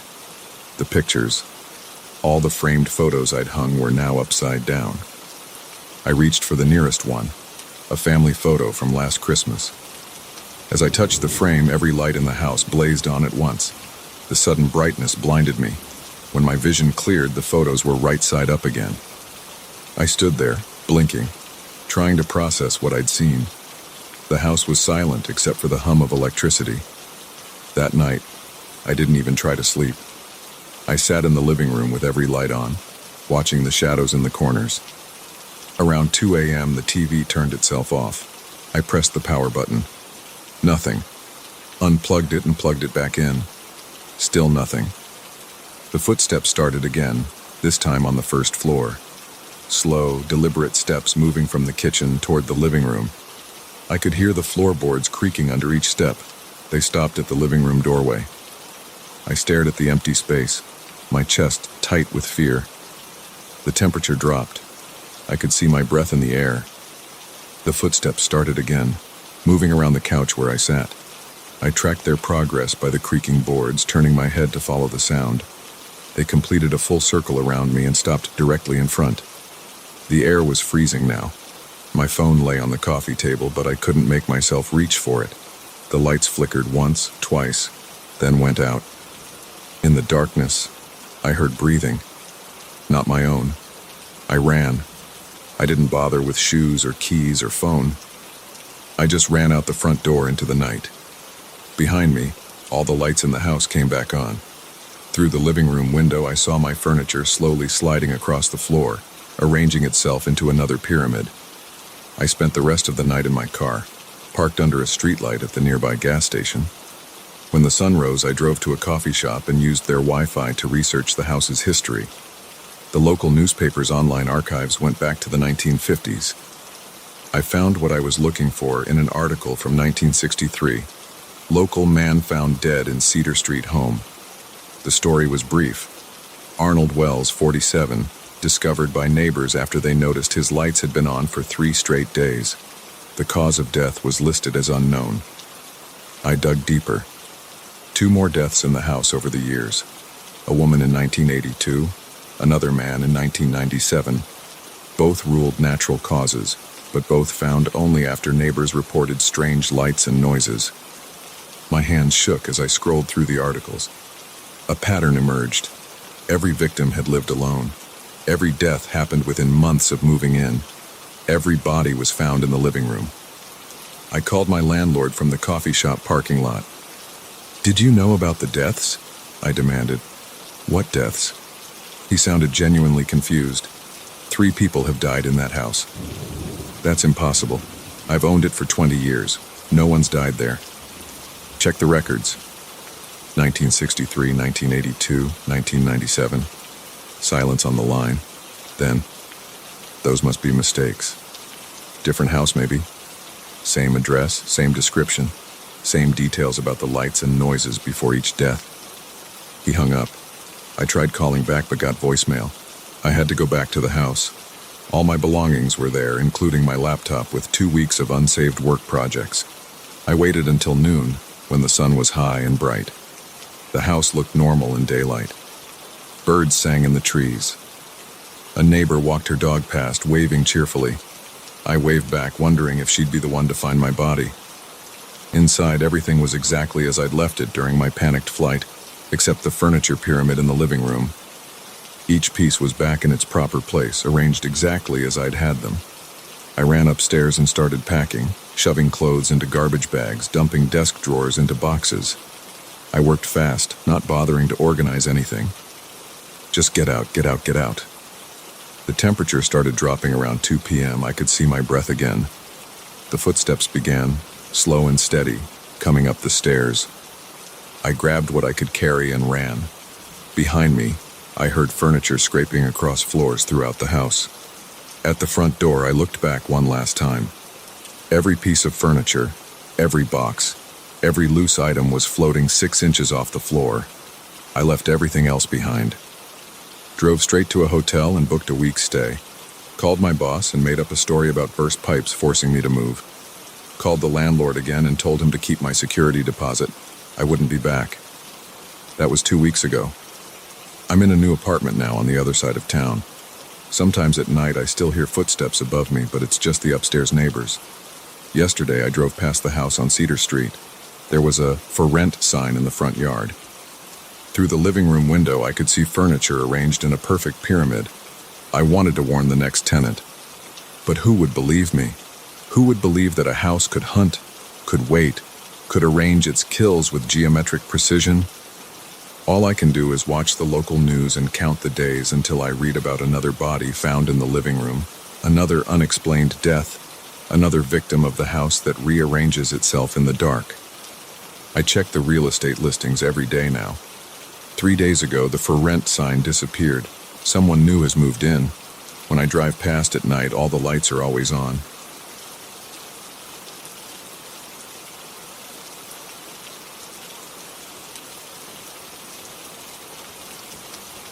My hands won't stop shaking as I write this.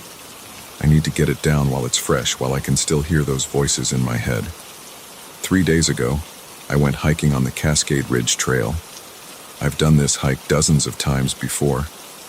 Nothing about that morning seemed different. The weather was clear, temperature in the mid-60s, perfect hiking weather. I packed light, water, trail mix, my phone, and a light jacket.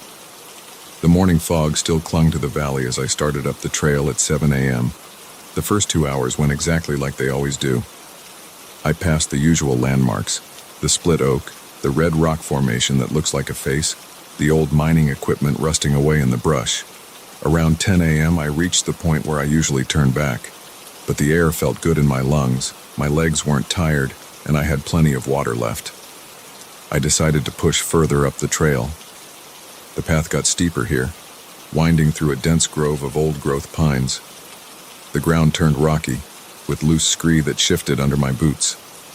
That's when I saw it. Through a gap in the trees, something gray and angular caught my eye. I stepped off the trail, pushing through a tangle of undergrowth. My boots crunched on pine needles as I approached what looked like a wall made of stacked stones. The wall belonged to a small house, maybe 12 feet square. Thick green moss covered most of the stonework. The roof was made of flat stones too, somehow still intact after what must have been decades of winter snow and summer rain. No windows, just a low doorway with no door. I've hiked these mountains for 15 years. I know most of the old structures, abandoned miners' cabins, Forest Service shelters, the remnants of early homesteads, but I'd never seen this place before, never even heard rumors of it. The construction looked older than anything else I'd seen in these mountains. The stones fit together too perfectly, with barely any mortar visible between them. The doorway was short. I had to duck to enter. The air inside felt thick and cool. Dust particles floated in the shaft of sunlight coming through the door. The floor was bare earth, packed hard by time. And the walls were covered in markings. Not graffiti or trail symbols, but intricate patterns carved into the stone. They formed flowing lines that curved and intersected in ways that made my eyes hurt if I looked at them too long. Some of the lines seemed to catch the light differently than others, creating a subtle shimmer when I moved my head. I pulled out my phone to take pictures, but the screen showed only darkness where the carvings should have been. I tried video, same result. The markings simply wouldn't show up on my phone. I reached out to touch one of the patterns. The stone felt warm under my fingers, warmer than it should have given the cool air in the house. Time got weird after that. I know I spent hours studying those walls, tracing the patterns with my fingers, trying to make sense of them. The light through the doorway shifted and dimmed. I didn't notice the sun setting until the interior was almost completely dark. I reached for my phone to use as a flashlight. That's when I heard the first voice. It came from outside, a low murmur that could have been the wind through trees. Except it wasn't. The sound had too much structure, too much intention. More voices joined the first, speaking in what was definitely a language, but not one I recognized. The words seemed to slide past my ears without leaving any impression I could grab onto. I pressed myself against the back wall of the house. The voices grew louder, closer. They seemed to circle the building, passing the doorway multiple times. I could see nothing in the darkness, but I felt the air pressure change as something moved past the entrance. My phone showed 9:47 p.m. The screen's blue light made the wall carvings jump and writhe in my peripheral vision. I shut it off quickly. The darkness pressed against my eyes. The voices continued their circuit around the house, the words rising and falling in patterns that made my teeth ache. A new sound joined the voices, a scraping, like stone grinding against stone. It came from the walls around me. The temperature in the house dropped. I could see my breath in the faint starlight coming through the door. The grinding sound grew louder, and I felt the wall behind me vibrate. I ran. I don't remember deciding to move. One moment I was pressed against the wall, the next I was bursting through the doorway.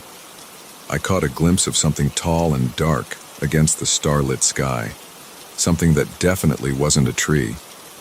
Then I was running down the mountain, stumbling over rocks and roots in the darkness. The voices followed me. They stayed just far enough behind that I couldn't make out any distinct words, but close enough that I knew they were there. My lungs burned. Branches whipped my face. I lost the trail almost immediately, but I kept running downhill, knowing the road had to be somewhere below. I fell 3 times. The first time I scraped my palms bloody on sharp rocks. The second time, I slammed my knee into a tree trunk. The third time, I rolled down a steep slope and landed in a shallow creek. The cold water shocked me back to some kind of clarity. I lay there for a moment, listening. The voices were gone. The only sounds were my ragged breathing and water running over rocks. My phone showed 11:23 p.m. Somehow I'd been running for over an hour. It took me another 2 hours to find my way back to the road. I walked 3 miles in the dark before a passing truck gave me a ride back to my car. The driver didn't ask why I was soaking wet and covered in dirt at 1 a.m. I think I'm grateful for that. Yesterday I went back up the trail with 2 friends. We hiked past my usual turning point, all the way to where I thought I'd found the stone house. There was nothing there. No walls, no foundation, not even a clearing in the trees where a building could have stood. My friends thought I was crazy, especially when I couldn't explain why we'd hiked 4 hours just to look at an unremarkable patch of forest. But I know what I saw. I have the scrapes on my palms and the bruise on my knee to prove it. And I have something else too. This morning, I noticed something in the mirror while brushing my teeth. On the side of my neck, just below my ear, there's a mark. It looks like one of the patterns from the walls of the stone house, a series of curved lines that seem to shift slightly when I'm not looking directly at them. I tried to take a picture of it. Just like in the house, it won't show up on camera, but I can feel it when I touch it. The skin there is warm, warmer than it should be. The mark is spreading. Each morning it covers a little more of my neck. And last night, lying in bed, I heard them again. The voices. They were distant, maybe coming from the mountains, maybe just from inside my head. But I could almost understand them this time. Almost. I'm writing this down because I need someone to know what happened, because I'm not sure how much longer I'll be able to tell the story. The mark has reached my jawline now. When I press my fingers against it, I feel vibrations like stone grinding against stone. And the voices are getting clearer. They're telling me to go back to the house. They're telling me it's time to learn what the patterns mean. They're telling me I've been chosen. I'm going back up the mountain tomorrow. I know the house will be there this time. They've promised me it will be. They've promised to teach me everything. Their language, their symbols, their truth. They say I'm ready now. They say the mark proves it. If you're reading this and you hike the Cascade Ridge Trail, don't go past the red rock formation that looks like a face. Don't explore any strange buildings you find in the woods. And if you hear voices speaking in a language you don't understand, Run. Run as fast and as far as you can. But I can't run anymore. The mark has spread too far, and the voices are too loud to ignore. They're calling me home. I know that sounds crazy. But the craziest part is, I want to go. The patterns on my skin burn with possibility. The unknown language echoes in my dreams, almost forming into words I can grasp. There are so many secrets waiting in that stone house, so much knowledge carved into those ancient walls. Tomorrow I'll climb the mountain one last time. Tomorrow I'll learn what it means to be chosen. Tomorrow I'll finally understand.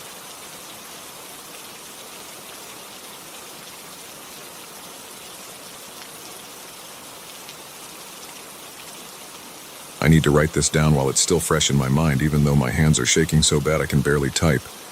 What happened last night on that bridge? I know how it sounds, but every word is true. I drive for Midwest Express Trucking. Nothing fancy, just hauling loads between Chicago and Minneapolis 3 times a week. Usually I stick to I-94, but last night I decided to take the back roads through Wisconsin. Big mistake. The dispatcher had been riding my ass about fuel costs, and I figured the shorter route would save some diesel. Plus, I was ahead of schedule for once and thought the quiet country roads would be a nice change of pace. It was around 2 a.m. when my eyes started getting heavy. The roads were completely empty, just endless cornfields and patches of forest lit up by my high beams. My coffee thermos had been empty for hours. I knew I needed to pull over before I drove myself into a ditch. I spotted this old concrete bridge up ahead spanning a small river. There was just enough room on the shoulder to park safely, so I pulled over and killed the engine.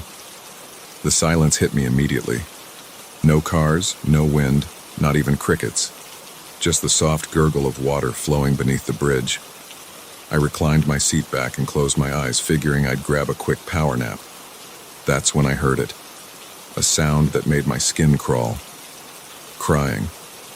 Not loud sobbing, but this quiet, hitching kind of weeping, like someone trying to hold it in but failing.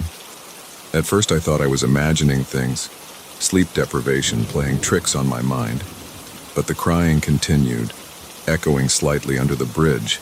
It sounded like a woman or maybe a child. I sat there for probably 5 minutes debating with myself. Every instinct told me to start the engine and get the hell out of there. But what if someone was hurt? What if they needed help? My hand was trembling as I pulled the flashlight from my glove compartment. The beam flickered weakly. I couldn't remember the last time I'd changed the batteries. I stepped out of the cab, and the gravel crunched under my boots. The crying got a little louder. "Hello?" I called out. "Is someone down there? Are you okay?" The weeping stopped abruptly. Complete silence. Even the river seemed to go quiet. I walked to the edge of the bridge, sweeping my flashlight back and forth. The beam barely reached the water about 15 feet below. Ancient concrete supports were thick with moss and water stains. I couldn't see anyone. "If you need help, I can call 911. I tried again. My voice sounded thin and scared, even to my own ears. That's when I saw it. A figure sitting on a concrete ledge just above the waterline. It looked like a woman in a pale dress, but something was wrong. The edges were blurry, like trying to look through frosted glass. I couldn't make out any clear features. I aimed my flashlight directly at it. The beam caught the figure full on, and for a split second I saw... Jesus, I don't even know how to describe it. Where a face should have been, there was just smooth, blank skin. No eyes, no mouth, no features at all. Just this horrible flesh-colored oval. The thing's head snapped toward me with a sickening crack. Then it simply vanished, like smoke dispersing in wind. The flashlight slipped from my numb fingers and clattered on the bridge. I ran. I've never moved so fast in my life. My boots pounding on the asphalt sounded impossibly loud in the silence. I yanked open the truck door and threw myself inside, fumbling with the keys. The engine roared to life and I stomped on the gas. The tires spun on the loose gravel before finding purchase. I was doing at least 70 on a road marked for 45, but I didn't care. My hands were locked on the steering wheel so tight my knuckles were white. That's when I made the mistake of glancing in my rearview mirror. It was following me. Not running, more like gliding, floating just above the road surface. That blank face was tilted at an impossible angle, like its neck was broken. Its dress rippled in wind that didn't exist, and it was gaining on me. I pushed the accelerator all the way to the floor. The engine whined in protest as I hit 85, then 90. The thing was still there, matching my speed exactly. Always the same distance behind me, no matter how fast I drove. My headlights caught a road sign, junction with Highway 53 coming up in 2 miles. If I could just make it to the main road. I don't know why, but I felt like that would make a difference, like maybe this thing could only exist out here in the dark back roads.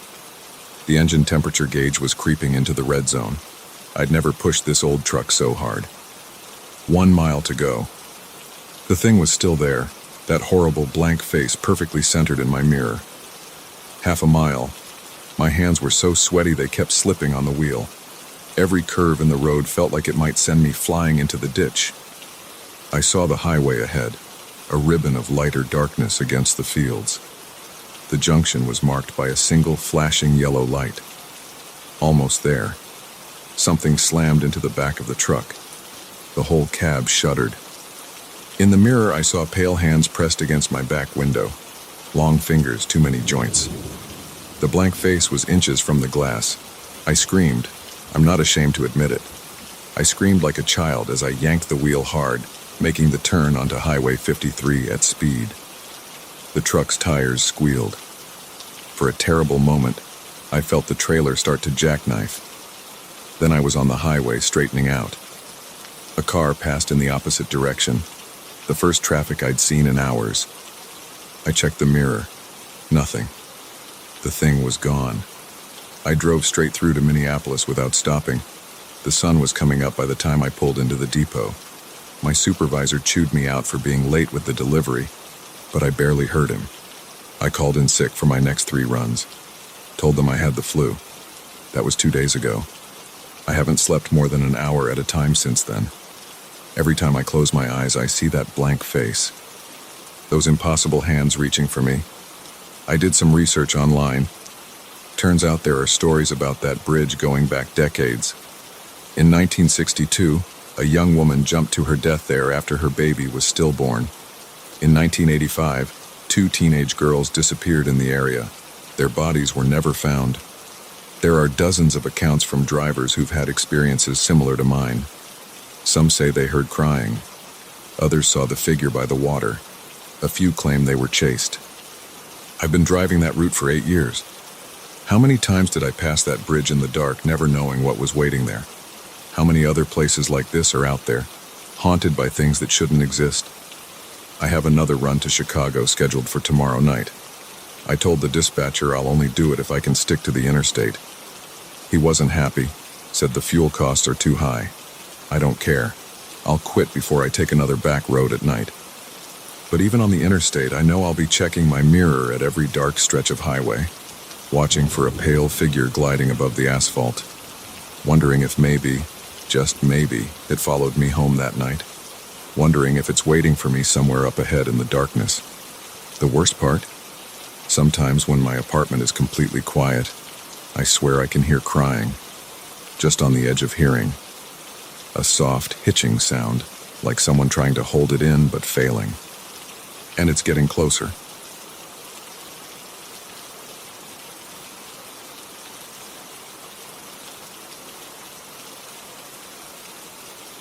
I should have known something was wrong when I saw the scratched-out number on the door.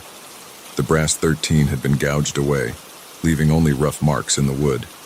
But the rent was cheap, and I needed a place fast after my divorce.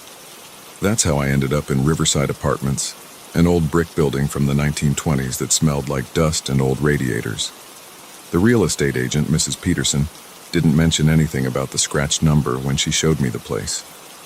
She just rattled on about the vintage charm and original hardwood floors. I noticed how she kept checking her phone, rushing through the showing. When I asked about other tenants, she said the building was empty during renovations. Just me, alone in a 6-story building. Perfect for focusing on work, she said. I moved in on a Tuesday. The moving company dropped off my boxes in the afternoon. Just the basics, since Sarah kept most of our stuff. A bed, desk, couch, TV, and some kitchen things. The empty rooms echoed with every footstep. My shoes left marks in the dust on the floor. The windows were grimy, filtering the sunlight into a dirty yellow glow. The first night was quiet. I ordered pizza, unpacked some boxes, and fell asleep on the couch watching Netflix. Normal stuff. The heating pipes knocked and groaned, but that's typical in old buildings. I woke up around 3 a.m. with a stiff neck and dragged myself to bed. The second night is when it started. I was sitting at my desk, trying to finish some work reports when I heard it. A scraping sound from above, like furniture being dragged across the floor. My ceiling light flickered. I looked up, listening. The sound moved from one end of the room to the other, slow and deliberate. Then it stopped. My heart was pounding. I stood up, my chair squeaking against the floor. The building was supposed to be empty. I grabbed my phone and called Mrs. Peterson, straight to voicemail. The scraping started again. This time it was followed by footsteps, heavy, slow steps moving back and forth. My hands were sweating as I pulled up the building's website. No contact number for maintenance or security. Just the real estate office, closed until morning. I walked to my front door and pressed my ear against it. The hallway was silent. The footsteps continued above, and now I could hear something else. Voices. Not clear enough to make out words, just low murmurs and whispers. My mouth went dry. I opened the door and stepped into the hallway. The emergency lights cast a dim glow over the faded carpet. I walked to the stairwell, my footsteps sounding too loud in the empty building. The door to the stairs creaked when I opened it. Looking up, I could see the next landing, floor 14. But that wasn't right. I was on the 13th floor. Even though the number was scratched out, I knew that's where I was. I counted again. Ground floor, then 1 through 12, then my floor, then 14. No mistake. The voices grew louder. I started climbing the stairs, my legs feeling heavy with each step. The temperature dropped as I went up. My breath came out in visible puffs. The whispers seemed to be coming from everywhere now. I reached the 14th floor landing. The door was identical to mine, but the paint was peeling and black mold grew around the frame. The brass number 14 was tarnished but intact. The whispers were clear now, coming from behind the door. Multiple voices, speaking in low tones. My hand shook as I reached for the doorknob. It was ice cold. I turned it slowly, and the door opened with a long creak. The hallway beyond was dark. The emergency lights were out. I pulled out my phone and turned on the flashlight. The beam showed empty space where the floor should have been, just a black void stretching down. The walls were covered in thick black mold. Cold air rushed past me, carrying the smell of rot. I stumbled backward, slamming the door shut. My phone light flickered and died. The darkness felt thick, pressing against me. I ran down the stairs, taking them 2 at a time. I could hear the whispers following me, growing louder. I burst into my hallway and sprinted to my apartment. The door wouldn't open. The key wouldn't turn. Panic rose in my throat as I kept trying, my hands shaking so bad I could barely hold the key. Behind me, something moved in the darkness. Finally, the lock clicked. I threw myself inside and slammed the door, turning all the locks. I stood there, breathing hard, listening. The whispers faded away. Above me, the scraping sound started again. I spent the rest of the night sitting in my living room with all the lights on, jumping at every sound. When the sun came up, I called Mrs. Peterson again. This time she answered. The 14th floor? She sounded confused. That's impossible. The building only has 13 floors. But I was just there, I said. I saw it. Mr. Walker, I have the original building plans right here. 13 floors, that's all. Are you feeling all right? I hung up and opened my laptop. I searched for information about Riverside Apartments. The building had a history. In 1943, a fire had destroyed the top floor, the 14th floor. 13 people died. The floor was never rebuilt. The articles showed old photos of the building with 14 floors, but recent pictures showed only 13. The scraping sound started again. I packed a bag and checked into a hotel. When I came back the next day to get more of my things, the building was empty. Not just empty, abandoned. Boards covered the windows.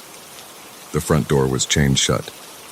A condemnation notice from the city was taped to the wall, dated 1985. I stood there staring at the building, my key still in my hand. Above, on what should have been my floor, I saw movement behind one of the grimy windows.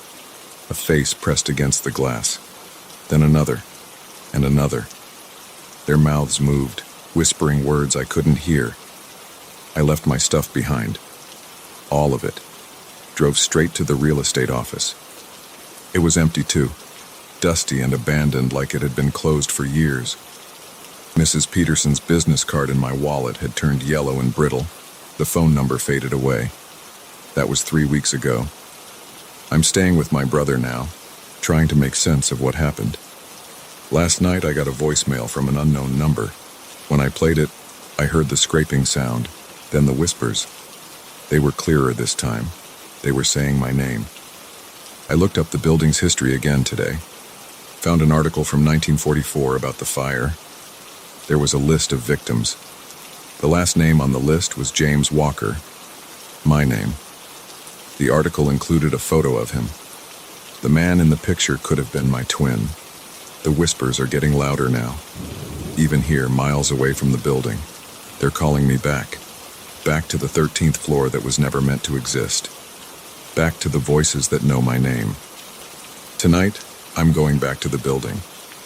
I have to know the truth. I have to know why they scratched out the number. Why they're calling me. I have to know what's on the 14th floor. I'm writing this down in case I don't come back. If you're reading this and you see an apartment listing for Riverside Apartments, don't take it. Count the floors. Look for the scratched out numbers. Listen for the whispers. They're getting louder now. I can hear the scraping sound above me, even though I'm on the top floor of my brother's house. They're waiting for me. I have to go now. The door is opening.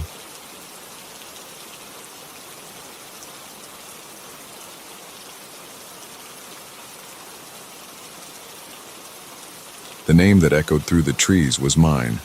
I heard it clear as day, carried on a blast of frigid air that had no business being there on a warm June morning in Georgia.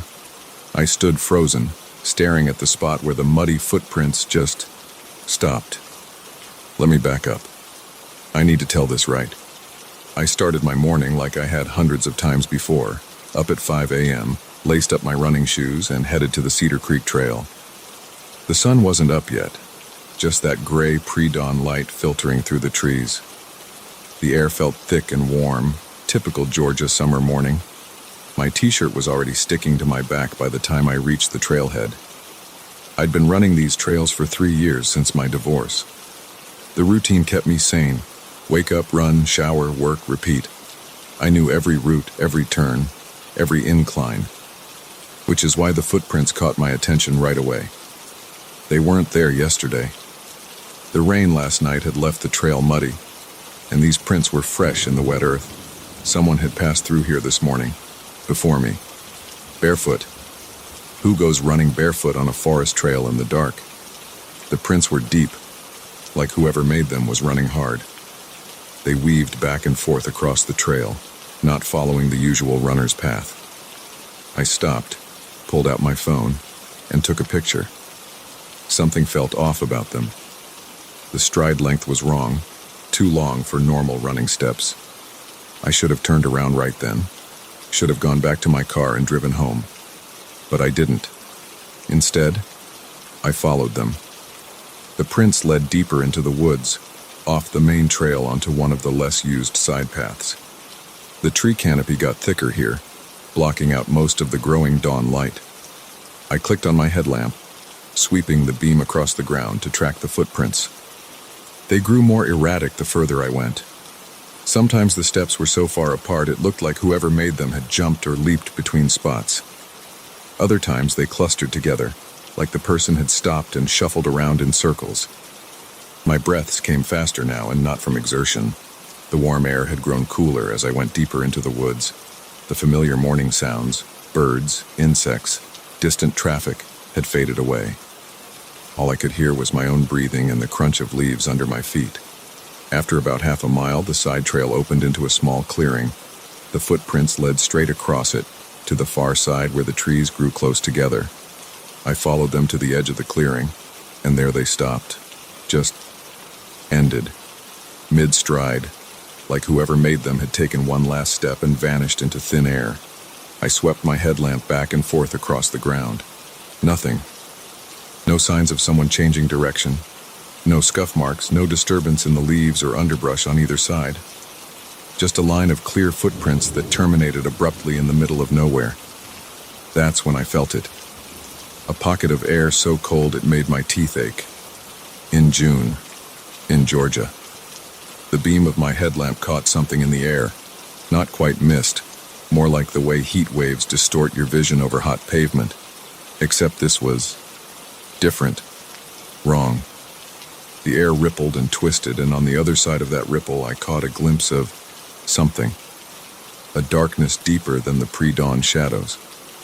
A movement that shouldn't have been possible. And then I heard my name. Daniel. It wasn't a shout. Not even really a whisper. More like the memory of a sound carried on that impossible cold breeze. But it was unmistakably my name, spoken in a voice that made every hair on my body stand up. I stumbled backward, nearly falling. My headlamp beam jerked wildly across the trees. The ripple in the air followed the light, or maybe the light followed it. I couldn't tell which was moving and which was still. Daniel. Closer now. The cold intensified, burning my lungs with each breath. I saw my exhales forming clouds in the beam of the headlamp. The ripple in the air grew larger, spreading out like a tear in reality. I turned to run. My foot caught on a root and I went down hard, landing on my hands and knees in the mud. The impact knocked the headlamp off my head. It rolled a few feet away, the beam spinning crazily through the trees. The cold pressed in around me. I could feel it seeping through my clothes, into my skin, into my bones. My fingers wouldn't work right as I tried to push myself up. They felt stiff, like I'd been out in winter weather without gloves. Daniel, come see. The voice was right behind me now. I didn't want to look. Every instinct screamed at me not to turn around. But my body moved on its own, my head turning slowly to face that impossible cold spot. The ripple had become a tear, a vertical slice in the air itself. Through it I saw nothing. Not darkness. Not empty space. Nothing. My mind couldn't process what my eyes were seeing. It was like trying to remember a dream that slips away as soon as you wake up. Something moved in that nothing. A shape formed, or maybe it had always been there and I was only now able to perceive it.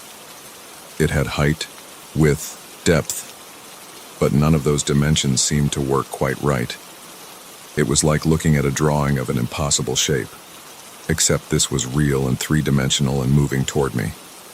I scrambled backward on all fours, my hands and feet slipping in the mud. My back hit a tree trunk. The headlamp beam caught the edge of the tear in reality, illuminating a border of crystalline frost forming in the air. The shape emerged further from the tear. It had what might have been a head, and limbs that might have been arms and legs, but they bent and moved in ways that human joints don't allow. Its surface seemed to absorb light rather than reflect it. Daniel, we've been waiting. The voice came from everywhere and nowhere. It bypassed my ears and spoke directly into my mind. With it came images, flashes of places that couldn't exist, cities built from geometries that hurt to look at, seas of something that wasn't water flowing in directions that weren't up or down, skies filled with stars that pulsed with wrong colors. My chest felt tight. I couldn't get enough air. The cold had worked its way into my lungs, each breath burning like I was inhaling liquid nitrogen. My vision started to blur around the edges. The shape reached for me with one of its not-quite arms. I saw my breath crystallize in the air between us, forming patterns of frost that looked like the equations I'd glimpsed in those impossible cities. Some kind of survival instinct finally kicked in.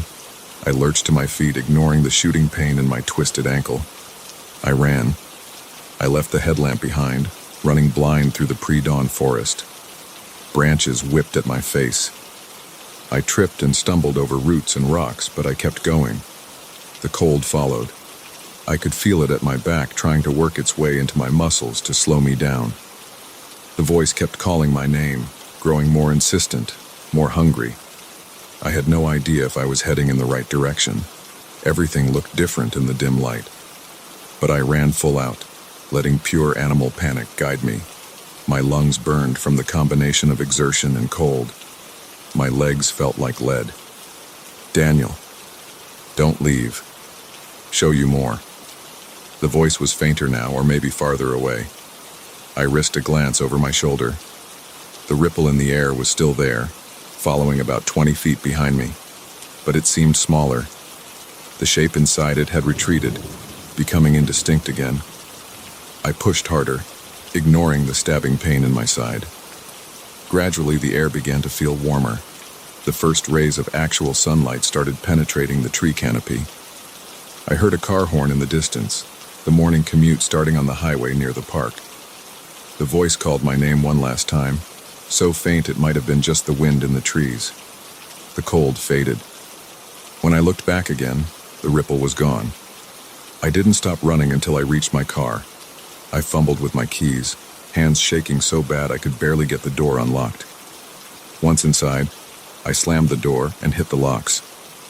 I sat there for a long time, engine running, heater on full blast, waiting for my breathing to slow down and the shaking to stop. The sun was fully up now. The parking lot was empty except for my car. Everything looked normal, just another summer morning in Georgia. But my clothes were covered in mud. My ankle was swollen and my hands were red and chapped from the cold that shouldn't have been possible. I never found my headlamp. I never went back to look for it. I don't run on those trails anymore. I switched to a gym membership, running on treadmills under bright fluorescent lights where I can see everything around me. But sometimes, usually around dawn, I feel a sudden chill in the air. Just for a second. Just long enough to make me wonder.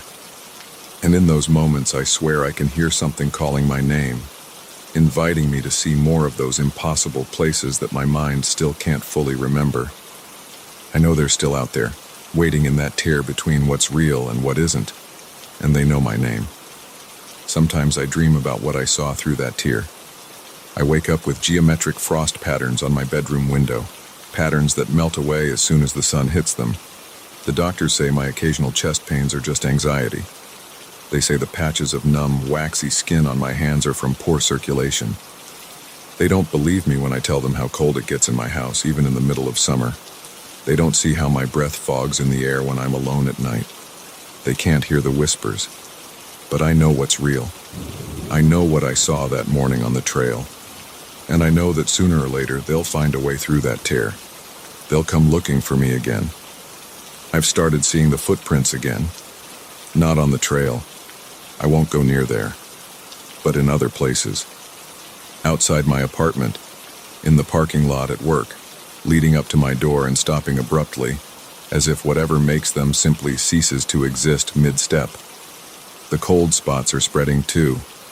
I find them in random places, my kitchen, my office, the grocery store. Little pockets of winter in the middle of summer. And always, that voice calling my name. I've thought about moving away, but I don't think distance matters to them. They exist in that space between spaces. They can probably find me anywhere. So I stay. I keep to well-lit places. I don't go out at dawn or dusk. I run on treadmills and sleep with the lights on. And I write this down, all of it, exactly as it happened. No embellishments, no metaphors, just the plain truth of what I saw and what I continue to see. Because someone needs to know. Someone needs to understand what's out there, waiting in those cold spots between what we think is real and what actually exists. They know our names, they're patient, and they're getting closer. I hear them now as I write this. The temperature in my room is dropping. Frost is forming on my keyboard. My breath fogs in front of the screen. Daniel, they're calling again. And this time I think they're going to show me more whether I want to see it or not.